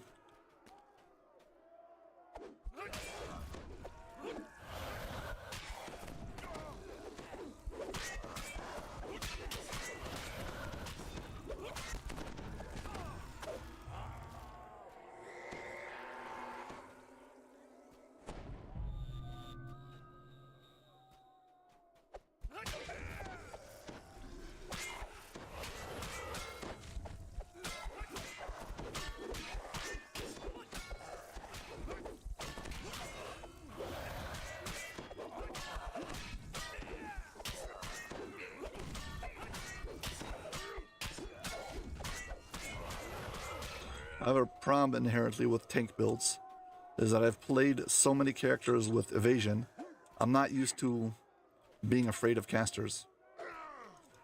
I need to like adjust the way I think about it.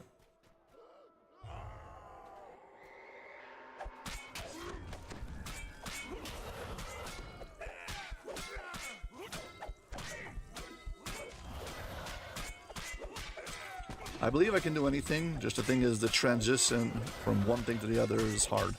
So starting off with one mindset and changing into another one is something I can do, just it'll take some time. So I've been working my way towards playing more and more Reapers slowly but surely.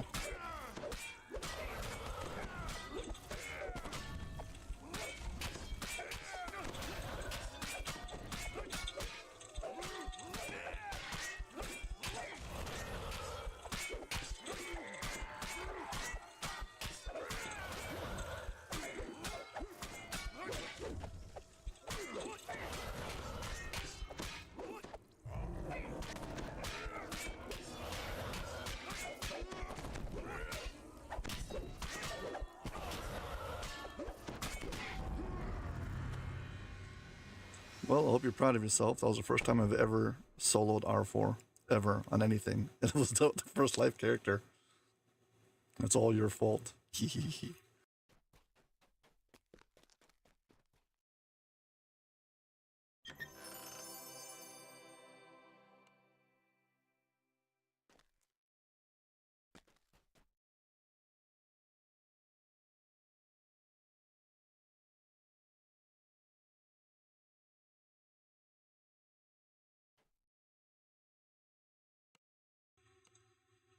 Well, that took me 40 minutes. And I got, how much? 3,000 Reaper XP?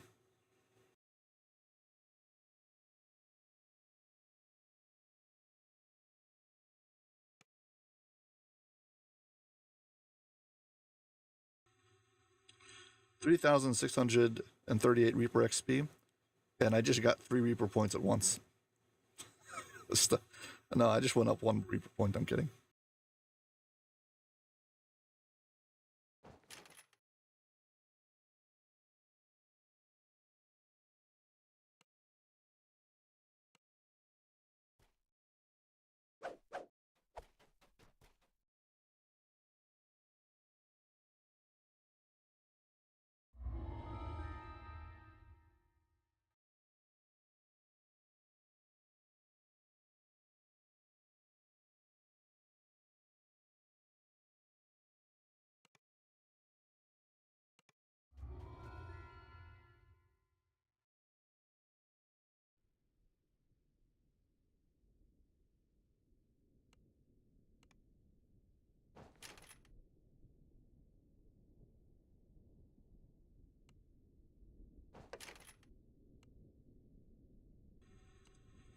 Okay, I'll take your word for it.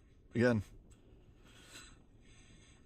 I'm not above taking advice from other people. Just because I'm making a show about giving advice doesn't mean I'm not going to take from other people who have more than me.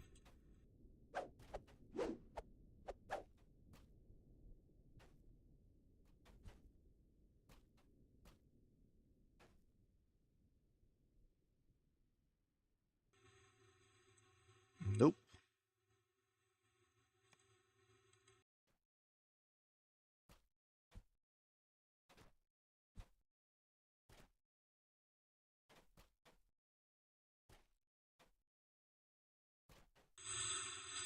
Well, folks, I'm over my quota by a half an hour. This means I have other players who show up. It's like already early morning for some players. Well, some players have been up all night. I don't know. I have to see what my what my streaming schedule is going to be. We'll see if I can do something in at a time that's more popular. Either way, whatever. Yeah.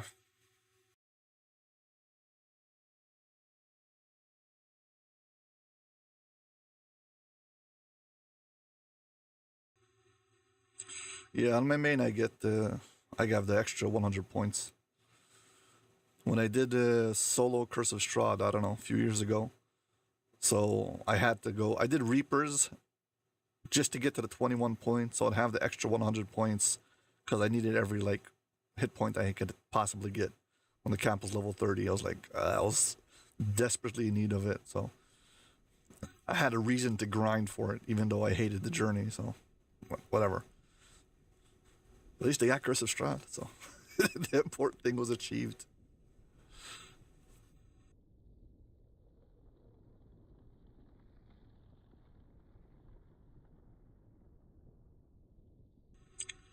It's okay, I'm on Discord also, but I usually don't use it. I'm only there when Axel does his raid group, so I show up for the raid group, and so we can talk on Discord, but I personally don't use it that much.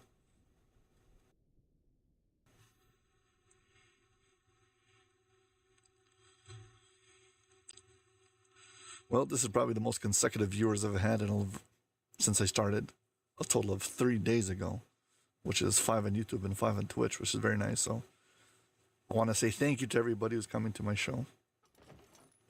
Just like everything, I'll do my best to do better.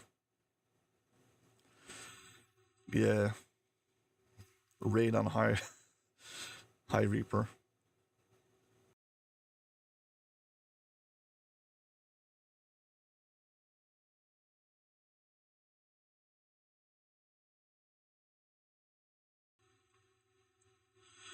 If I take Titan's Blood, I'll be able to change up this build a bit and get another 40% healing amp, making Reapers much more manageable.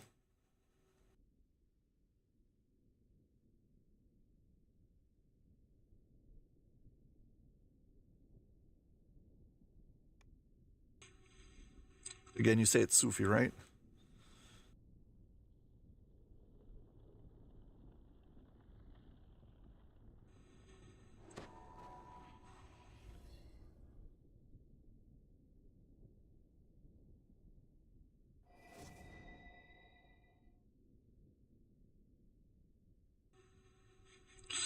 Okay. Well, everyone, thank you very much. Hope to catch you in the next stream. I'd love to say talk more, but I've got to get back to real life. Got errands to do. But yeah. Well, take care all. And yeah, and hope to see you on my next video and next stream. Bye.